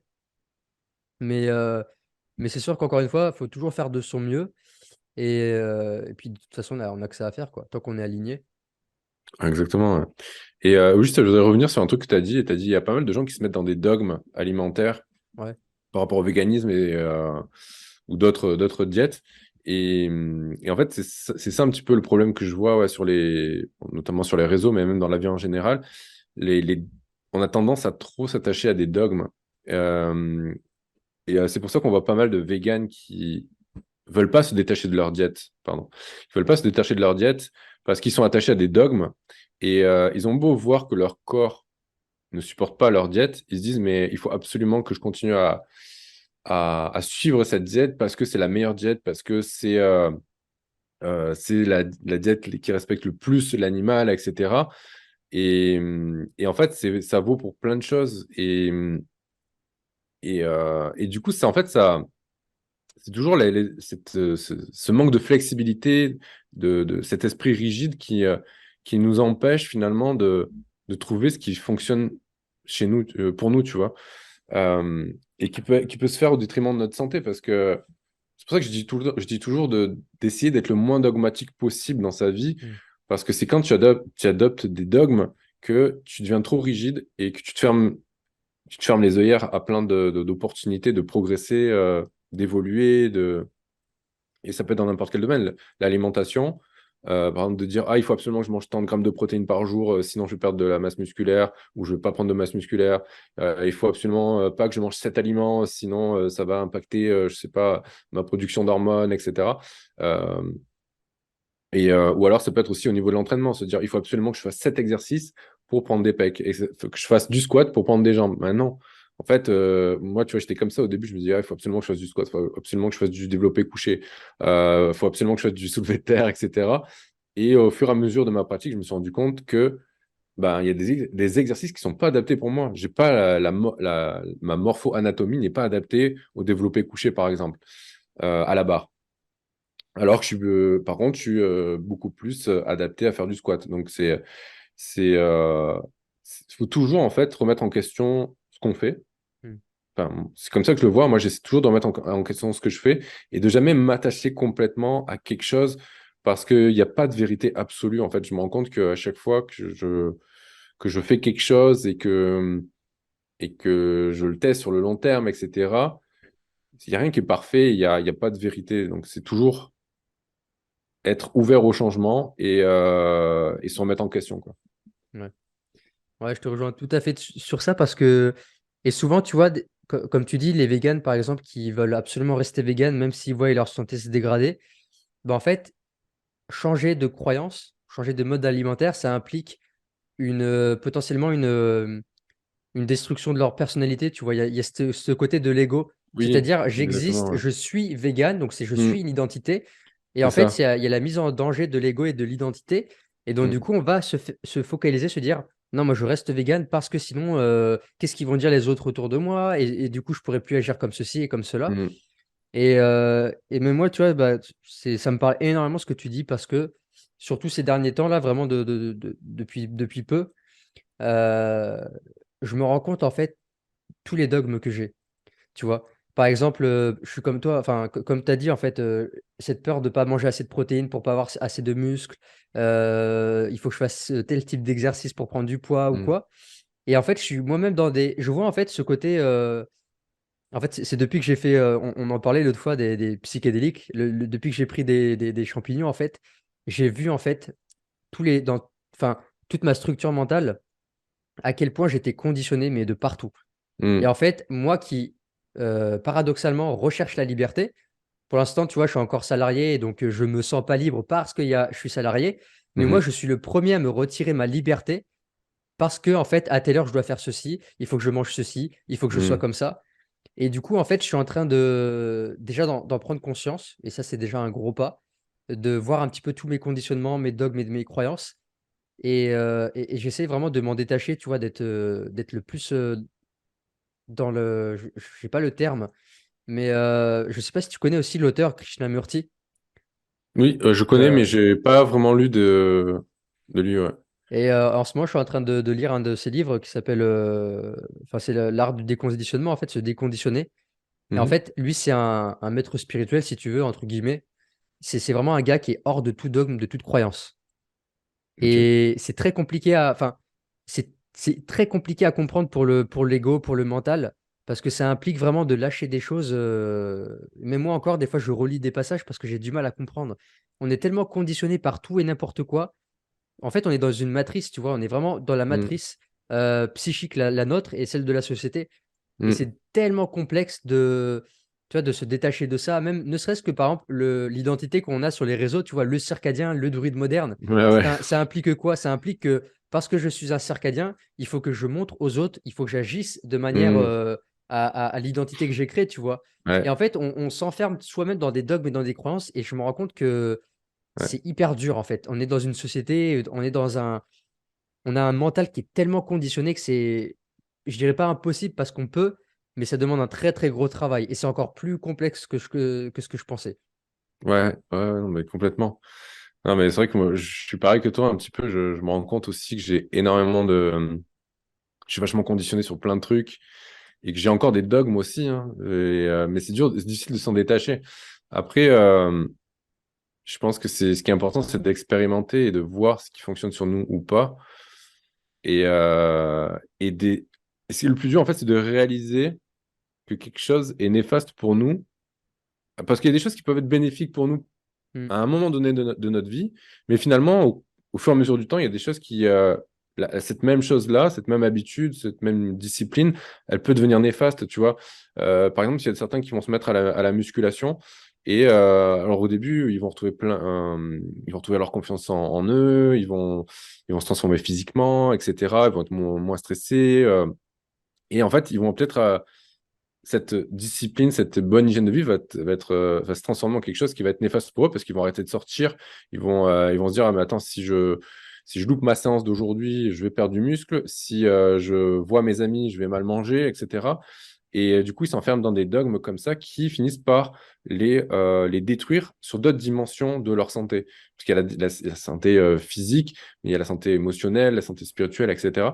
Et du coup, moi, je l'ai vécu un petit peu à un moment de ma vie où justement j'étais à fond dans le développement personnel. Tu vois, je faisais mes étirements tous les soirs, je faisais mon sport, je faisais un petit peu comme toi, mais encore peut-être plus rigide. Et en fait, je m'empêchais de sortir, je m'empêchais d'aller voir des gens et j'avais plus de vie sociale. Et en fait, finalement, j'en souffrais au bout d'un moment parce que la vie sociale, c'est hyper important. Tu as besoin d'un équilibre. Et comme on le disait tout à l'heure, et, et du coup, il faut toujours trouver son équilibre, quoi. C'est ça le plus dur. Et ça demande de se détacher de ces dogmes et d'accepter que aussi il y a certaines choses qu'on croit qui font partie de nous, mais il faut s'apprendre à s'en détacher. C'est un petit peu ce que j'ai dit dans mon post aujourd'hui. C'est quand tu veux changer, le changement, ça implique de la douleur Ouais. et abandonner des dogmes, abandonner des habitudes de vie que tu as, ça demande de la souffrance initiale, mais c'est pour te sentir encore mieux après, pour évoluer, tu vois. Mm. Mais c'est pas évident, hein, c'est pas évident. Moi, j'ai encore du mal à me détacher de certaines choses ou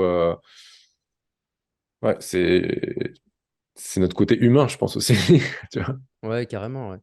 Puis tu sais, déjà, il y a en fait, cette recherche de toujours vouloir évoluer, évoluer, il y a toujours une recherche Mm. extérieure. Et puis en plus de ça, avec les réseaux aujourd'hui, ça nous aide vraiment pas. T'as tellement Ouais, de, tu vois, on a tellement tendance à se comparer, il y a tellement ouais. de choix, de croyances et tout ça que Mm. au bout d'un moment, tu sais plus quoi. Complètement. Et en fait, on est bombardé d'informations qui sont souvent contradictoires. En plus, En plus, et effectivement, même si tu sais qu'il faut pas te comparer aux autres, ben, inconsciemment, tu le fais. Alors, peut-être pas tout le monde, mais moi, je le sais. Pour être honnête, je sais que je me compare aux autres. Et pourtant, je le dis en plus autour de moi, je dis, il faut pas se comparer, ça sert à rien. Tu sais, tu te compares à toi-même, tu te compares à qui tu étais, par exemple, il y a un mois, il y a 2 mois, un an, etc. Et tu vois que tu évolues, mais des fois, tu peux pas t'empêcher de te comparer aux autres. ouais. Faut pas que ça devienne maladif, bien sûr, mais, euh, mais ouais, l'image de soi, en plus qu'on renvoie sur les réseaux qui est fausse, parce on n'est pas ce qu'on est sur les réseaux. Moi, je suis pas le druide moderne, le druide moderne, c'est une partie de moi finalement. C'est qu'une partie de moi. Hmm. En dehors de ça, je suis, euh, enfin, il y a plein d'autres choses que je fais dans ma vie que je montre pas sur les réseaux. Ouais, carrément, ouais. Je montre que ce que j'ai envie de montrer sur les réseaux. Ouais. Tu vois, je contrôle ça. Et mais c'est vrai qu'on a tendance à l'oublier. Et des fois, ça nous enferme un petit peu dans des dogmes ou dans une façon, peut-être un mode de vie où on se dit, bah, il faut absolument que je monte ça, comme tu le disais tout à l'heure, que je Que fais je ma me conforme à méditation. l'identité que j'ai créée sur les réseaux. Ouais, Ouais. c'est ça, c'est Ouais. ça. Puis au bout d'un moment, limite, tu as peur de décevoir les gens si leur montres que tu fais pas tout ce que tu dis, Ouais. tu vois. Tu te dis, mais parce que ils vont se dire, ah, bah, j'ai pas confiance en lui, il m'a dit qu'il méditait tous les jours, finalement, il médite pas tous les jours, ou des choses comme ça, je sais pas. Ben, tu vois, moi, au niveau de l'alimentation, par exemple, je vais pas montrer quand je vais manger au resto, ou que je mange moins bien, ou des choses comme ça, je vais pas le montrer. Euh, mais, euh, mais voilà, je suis pas parfait. Je suis pas un mec parfait. Je suis pas.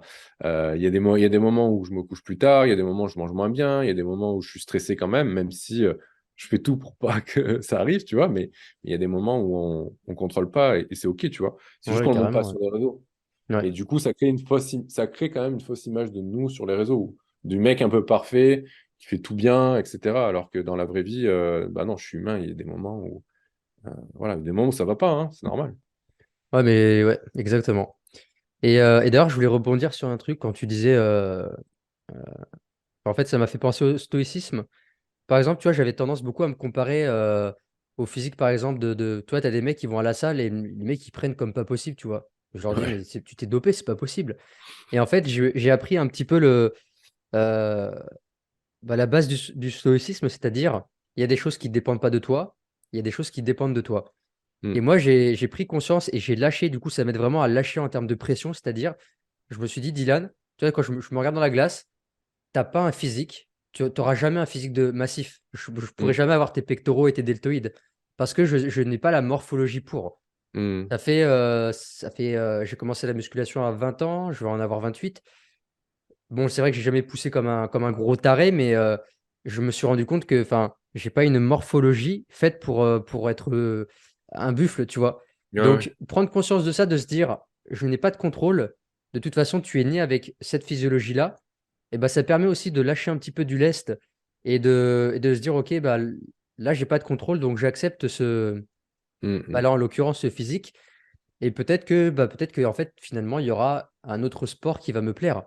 Par Mm. exemple, tu vois, il y a un sport, ça fait des années que j'ai envie d'en faire depuis pas mal d'années. C'est un art martial. Mhm. C'est vraiment, j'ai vraiment envie, je pense, quand je le pourrais, ce serait de dédier une partie de mon temps à faire de l'art martial. Le truc, tu vois, j'ai déjà fait quelques séances d'essai. Le problème, c'est que les séances sont à 20h, 22h le soir, en Ouais, semaine. ouais. Et moi, clairement, bah, à cette heure-là, tu vois, je suis au lit. Ça Ouais, concorde ouais. pas du tout avec mon mode de vie. Et, Mm. euh, et tu travailles le matin. Donc, moi, personnellement, je privilégie 10 fois plus ma santé, mon sommeil, tu vois. Ouais. Ouais, je comprends. Donc, je me dis à la limite, le jour où je pourrais, j'aurais plus besoin d'un travail, par exemple, tu vois, j'aurais mon style de vie, etc. Moi, vraiment, mon kiff, ça serait de commencer quasiment pas tous les matins, mais quasiment tous les matins. Tu es sur un tatami devant un maître personnel, tu vois. Mm. Et le gars, il t'apprend tu fais pendant 1 heure ou 2, tu fais un art Ah, martial. ce serait excellent, ça. Et ça, tu vois, c'est vraiment mon kiff, tu vois, C'est de commencer excellent. ta journée comme ça serait Ouais, ouais. mais génial. Donc, Mm. pareil, je tends vers ça parce que la muscu, encore une fois, tu vois, c'est mon garde-fou comme toi. Ça me sert énormément et aujourd'hui, j'en ai encore envie de le faire parce que pour l'instant, j'ai pas envie de trouver d'autres alternatives parce que je sais que ça va être, comme tu vois, l'art martial, ça va être compliqué. Mais je sais que dès que je pourrai, je tendrai vers une autre activité. Mm. Peut-être que, enfin, je sens que je vais bientôt lâcher la musculation. Peut-être que j'en referai toujours 1 ou 2 séances de temps en temps pour garder un petit peu le physique, tu vois, le Ouais. rythme. Mais en fait, tout est évolution. En fait, on est là pour tout le temps constamment évoluer. Ouais. Et encore une fois, pareil, si on reste tout le temps enfermé sur une croyance, Mm. bah, Bah ouais, mais tu vois, moi j'avais j'avais une cliente qui en coaching qui me disait qu'elle faisait comment on appelle ça en français? Olympic weightlifting, tu sais, les trucs c'est de les arracher là, ouais, non? c'est ça. Ouais. C'est les soulevés olympiques quoi. Ah, l'haltérophilie. Haltérophilie, ouais, haltérophilie. L'haltérophilie, et en fait, elle me disait, mais j'en fais, mais j'ai plus envie d'en faire, en fait. J'en fais parce qu'il faut que j'en fasse, mais elle prenait plus aucun plaisir. Et tu vois, c'est s'enfermer aussi dans des dogmes, se dire, ah, mais il faut absolument que je progresse, que je performe, etc. Mais au final, si tu prends plus du tout Alors, le plaisir, il est pas tout le temps là, mais il faut quand même que ce soit quelque chose je sais pas, qui t'apporte quand même de la satisfaction Mm. régulièrement, au moins. Tu vois, la musculation, c'est j'ai pas tout le temps envie de faire ma séance, mais la plupart du temps, je suis quand même content de la faire. Et quand j'en sors, je suis trop content, je suis satisfait et Ouais. je me sens bien. Du coup, ouais, s'ouvrir sur d'autres domaines, c'est vraiment important. Comme tu le dis là, te mettre un art martial, ben, ce serait super. Et si ça se trouve, ce serait mieux adapté aussi à ta morphologie Mais carrément, ouais. ou autre. Donc, ça se trouve, tu performeras encore plus, tu serais encore plus à l'aise, etc. Euh, Et qu'est-ce que je veux dire? Ouais, moi aussi, en fait, dans le passé, je faisais d'autres sports. Je testais pas mal de sports. Et tu vois, la musculation, c'est bien, mais je trouve que ça manque de. Il y a de la variété dans la musculation parce que tu peux trouver plein d'exercices, Mais j'ai besoin d'autres choses qui fassent travailler un peu plus l'agilité, par exemple. Donc, tu vois, l'escalade ou le parcours, ce genre de choses, moi, c'est des choses qui Hmm. me tentent bien. L'escalade, j'en ai fait pas mal dans le passé et j'étais plutôt bon. Mais voilà, après, ça demande un peu plus de. Pour moi, la musculation, c'est la facilité parce que, en plus, j'ai un home gym, donc je descends dans mon sous-sol, je fais ma séance et je perds pas de temps. Ouais. C'est de l'activité physique qui est condensée et qui m'apporte des résultats. Donc, c'est un côté ouais, très pratique. Maintenant, c'est pas quelque chose qui est complet, je dirais. Pour être complet, il faudrait faire d'autres sports qui te permettent d'être plus agile, ouais, plus endurant aussi. Hmm. Donc, ouais, s'ouvrir, c'est important. Et du coup, toi, c'est quoi comme art martial qui t'intéresse? Est-ce qu'il y en a un en particulier qui t'as envie Alors, de il y faire? a soit l'aïkido, Ouais, parce que j'ai beaucoup. Moi, je suis quelqu'un d'assez pacifiste et très peu. Enfin, je n'ai jamais été agressif, même de nature. Tu vois, j'ai pas j'ai pas un caractère compétitif, tu vois, comme ça. ouais, comme Donc, du moi. coup, Ouais. moi, je serais plus dans l'aïkido, c'est-à-dire la personne, elle m'attaque, ok, mais moi, tu vois, je la dévie. Ah oui, Ou ok. alors, il y a le kung fu. Alors, je crois que ça s'appelle le Wing Chun. Wing Chun, ouais. Wing Chun aussi, Ouais. qui m'intéresse pas mal. Voilà, c'est ces deux-là que j'ai en tête en ligne de mire. Et de toute façon, je ferai des. J'avais fait un test d'aïkido il y a un petit moment. J'avais bien aimé quand même. C'était vachement Hmm. sympa. Puis au-delà de ça, tu as la philosophie, tu vois, tu as tout l'aspect Oui, philosophie et ça rejoint un petit peu nos modes de vie, c'est-à-dire la pratique méditative, la philosophie, le respect de soi et de l'autre. c'est vrai. Et c'est ça que j'aime beaucoup aussi dans les arts martiaux, dans les arts martiaux. Hmm. Euh, et puis après, ouais, comme toi, j'ai fait aussi de l'escalade, j'aime beaucoup aussi.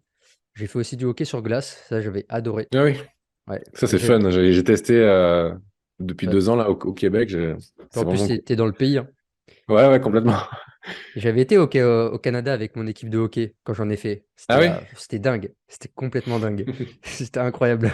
Il doit y avoir un niveau là au Canada. Moi, je suis très mauvais, je débute là, mais c'est pas évident. Hein, c'est pas évident, surtout quand tu es pas forcément à l'aise en patin là.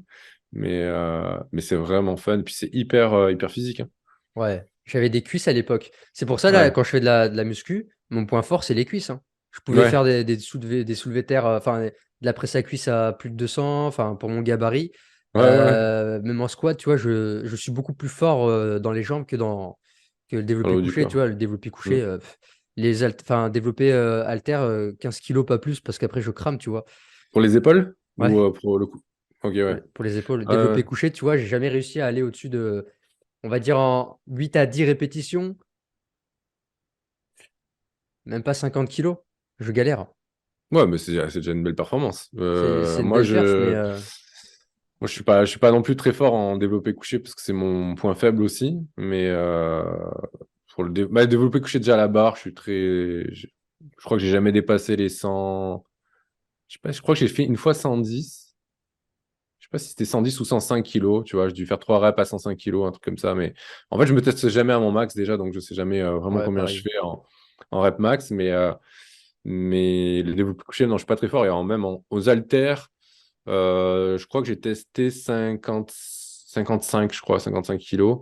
Mais après, c'est des haltères très volumineuses que j'ai chez moi. Donc, en salle de sport, ce qui est l'avantage quand tu t'entraînes avec du matériel de, de moins bonne qualité, c'est que quand tu arrives en salle de sport, tu es beaucoup plus fort finalement que ce que tu pensais, tu vois. Ah ouais?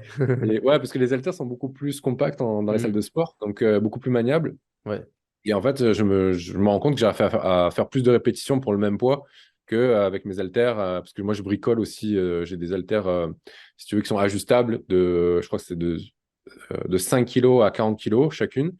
Mais quand je veux dépasser les 40 kilos, j'attache des poids sur les côtés avec des sangles et tout. C'est un peu le bricolage, mais du coup, je me retrouve avec des haltères grosses comme ça, tu vois, et ouais. c'est pas du tout maniable. Et c'est pas mal dangereux aussi au niveau des articulations et tout. Hmm. Donc, j'évite de trop monter quand même. Et ouais, là, moi, là où je suis fort, c'est de soulever de terre. Soulever de terre, naturellement, je suis pas mal fort parce que j'ai des bras très longs et des fémurs qui sont plutôt courts. Du coup, j'ai une amplitude de mouvement qui est pas mal réduite Ouais. et j'ai pas besoin de me pencher beaucoup en avant, tu vois, pour faire mon soulevé de terre. Donc, l'été dernier, j'ai fait une séance en salle. Ça faisait longtemps que j'en avais pas fait et j'avais pas travaillé le soulevé de terre depuis plus de 2 ans.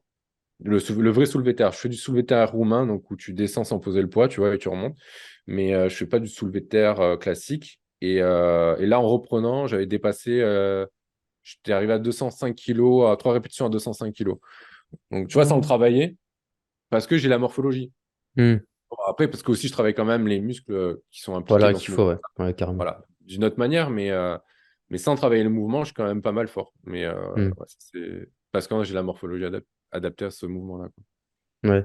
C'est pour ça que c'est important quand on se met à la musculation de comprendre sa morphologie. Et Gundy, les Delavier, ils en parlent pas mal dans leurs livres. Mais c'est vraiment pas mal pour optimiser vraiment son entraînement, sa routine et avoir le plus de résultats possible. Parce que moi, si je faisais que du développé couché à la barre, honnêtement, j'aurais jamais de pec, quoi. Hmm. Et ouais.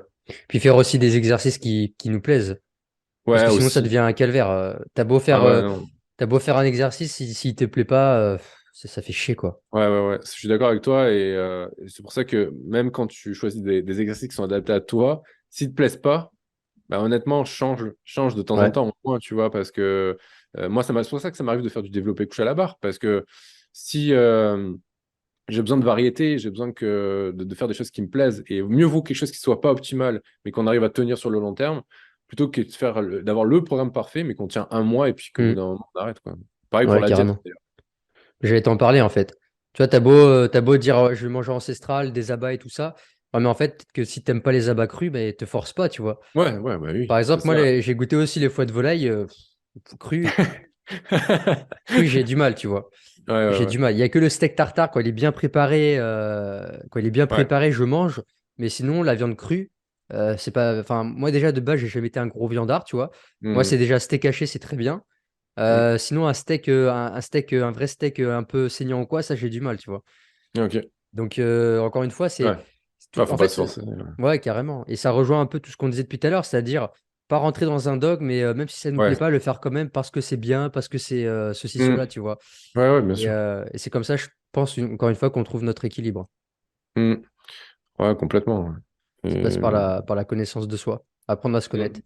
Et c'est un Ouais. travail, tu vois, j'ai fait un podcast avec un naturopathe, et en fait, il disait qu'en fait, toute notre vie, c'est du bricolage, en fait. En Ouais. fait, c'est du test. C'est le mode de vie qu'on a, l'alimentation, le sport, tout ça. Il y en a, ils pensent qu'ils vont faire un régime de 3 mois, et puis après, hop, je vais avoir les abdos, et puis je vais arrêter. Non, les gars, en fait, c'est à vie. Tu choisis une discipline, c'est à vie. Eh Tu oui. vas arriver à la fin de ta vie, tu auras appris des choses, tu auras évolué, mais tu n'auras jamais. Il n'y a pas de deadline en fait. C'est un truc à vie. Exactement. Exactement. C'est un engagement. C'est Donc, ça. Mais c'est ça que moi, j'essaie de transmettre un petit peu dans mon coaching ou même un petit peu sur les réseaux aussi, c'est de trouver un mode de vie qu'on arrive à tenir sur le long terme et accepter aussi qu'il évolue ce mode de vie parce que il y a des moments de notre vie où on va vouloir manger ancestral, et peut-être à d'autres moments on va vouloir manger plus, je sais pas, végétalien ou autre. Mais, euh, mais ouais, ne pas essayer d'être parfait finalement et adopter quelque chose qu'on peut tenir sur le long terme, c'est ça le plus important, tu vois. mm, carrément. On va arriver sur la dernière partie du podcast. Ouais. Juste avant de finir avec ce que je finis avec 3 questions. Ok. Toi, qu'est-ce que tu proposes en termes de service de ce que tu as dit, tu fais des accompagnements, des coachings. Est-ce que tu Oui. racontes un petit peu plus sur ça? Alors, je fais du coaching depuis octobre dernier. Donc, c'est du coaching que j'appelle holistique euh, parce que je travaille sur plusieurs dimensions de la santé. Donc, en gros, j'accompagne les gens au niveau de l'activité physique. Donc, ça, c'est un premier pilier. Donc, je peux faire des plans d'entraînement, par exemple.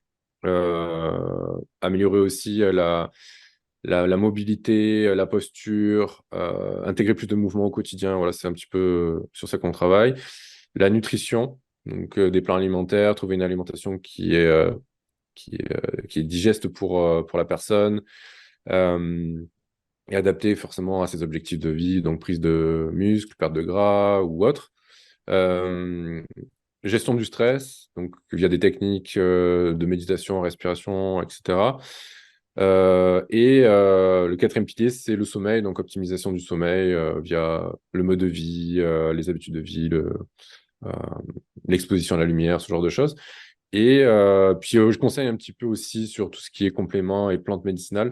Alors, bien sûr, je n'ai pas le droit de donner une posologie parce que c'est réservé aux médecins, pharmaciens, etc. Donc, c'est juste des conseils où je peux orienter un petit peu les gens.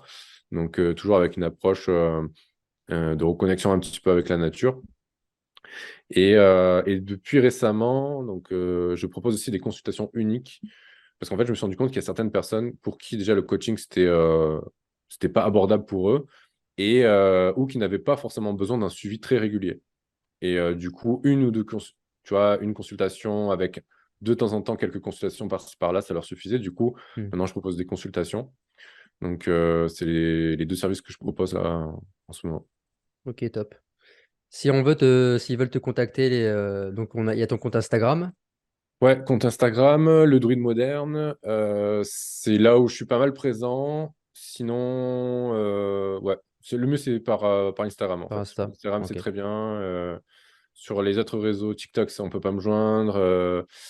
YouTube, on peut pas me joindre. Après par email, je j'ai pas mis mon email à disposition, donc en général c'est par Instagram. Et puis après sur le lien dans ma bio, il y a un petit lien pour prendre des réservations pour un appel découverte aussi, pour savoir un petit peu, connaître un petit peu plus mes services en détail.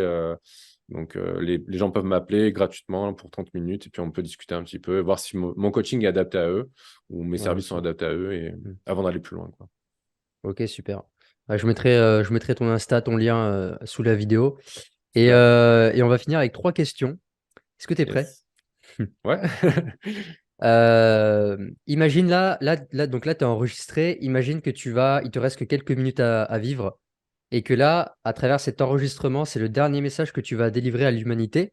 Et cette vidéo, elle sera transmise en simultané à la radio, dans toutes les chaînes télé, sur les écrans de Times Square. Et Ok. toute l'humanité va t'entendre. Qu'est-ce que tu aurais envie de dire? Euh, c'est un truc peut-être un peu bateau, mais aimez-vous.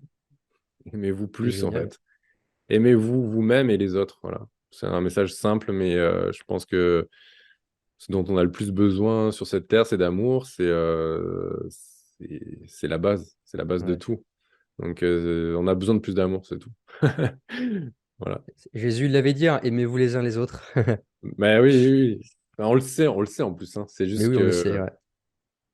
on le fait pas assez. Et s'aimer soi-même aussi, c'est super important. Hmm, S'aimer soi-même avant tout. Ouais. top. Troisième question, mais tu y as un petit peu répondu tout à l'heure en début de podcast. C'était si tu avais que tu ne pouvais plus faire que trois choses dans la journée, ce serait quoi? Trois disciplines, trois activités. Ah ouais, ouais, j'ai répondu un petit peu. Ouais. Donc, musculation, méditation et étirement. Ouais, je pense que ce seraient les trois que je garderais. Parce que c'est vraiment les trois qui m'apportent le plus je trouve, de bénéfices à court et à long terme. Donc, Hmm, ouais, je dirais ça. top. Et dernière question, ça fait encore référence à la mort. On est quelques années dans le futur. Alors peut-être que toi, tu vivras très longtemps avec ton mode de vie.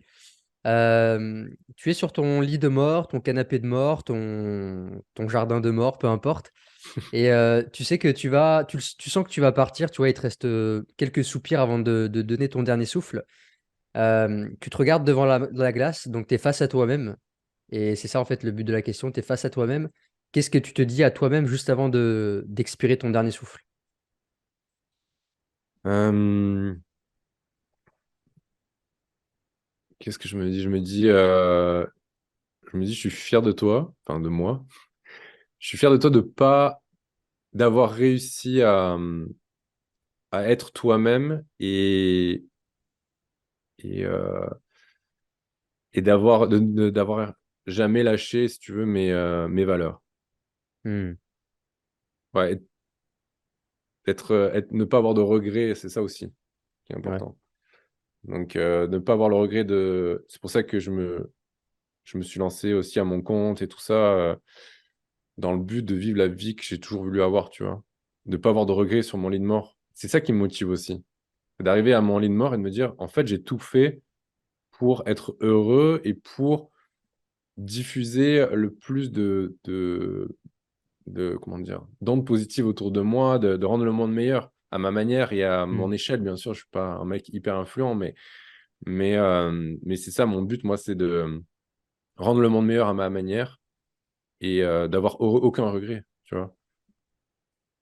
Magnifique. Super. Bah écoute, on arrive à la fin du podcast. Est-ce que t'as une dernière chose à rajouter ou tu as déjà assez bien discuté? Non, mais j'ai pas mal discuté. C'était vraiment un plaisir de discuter avec toi, sachant tous les points communs qu'on a, un petit peu notre vision et tout, c'est super intéressant. Et, euh, et puis, ben, ce serait avec plaisir de refaire ça si jamais un jour tu as envie ou Avec grand plaisir. ouais. Et puis de se rencontrer En si tu vrai, reviens ce en serait France, génial. ouais. Ouais, franchement. Ouais. Et comme tu T'es disais, vers où, toi? moi je suis sur Nîmes. Sur Nîmes? Ah, ok. Ouais. Ah, ben, j'ai de la famille, enfin, pas. J'ai de la famille pas très loin de Nîmes. Donc, Hmm. ça peut être cool. Ouais, ça serait cool. Et comme tu disais, ce serait vraiment cool de réunir un petit peu toute la communauté qu'on a créée via les réseaux avec, Ouais, ouais, avec tout Maurice, et puis les autres personnes que tu as citées, ça pourrait faire ah, quelque chose de très complètement. très puissant, tu vois, de créer quelque chose autre que le réseau, tu vois, ça serait beau. Ouais, Et puis ça ouais, ferait ouais, du ça bien serait aussi, vraiment ça ferait cool. du bien à nos âmes éparpillées partout dans le monde et solitaires dans, Ouais. dans nos cavernes. Mais c'est clair, c'est clair. Savoir qu'il y a d'autres gens comme nous et les rencontrer en vrai, ce serait top. Ouais. Grave. Bon, bah écoute, Bastien, merci beaucoup. Avec plaisir. Et puis Ben, au plaisir. yes. Au plaisir de se revoir.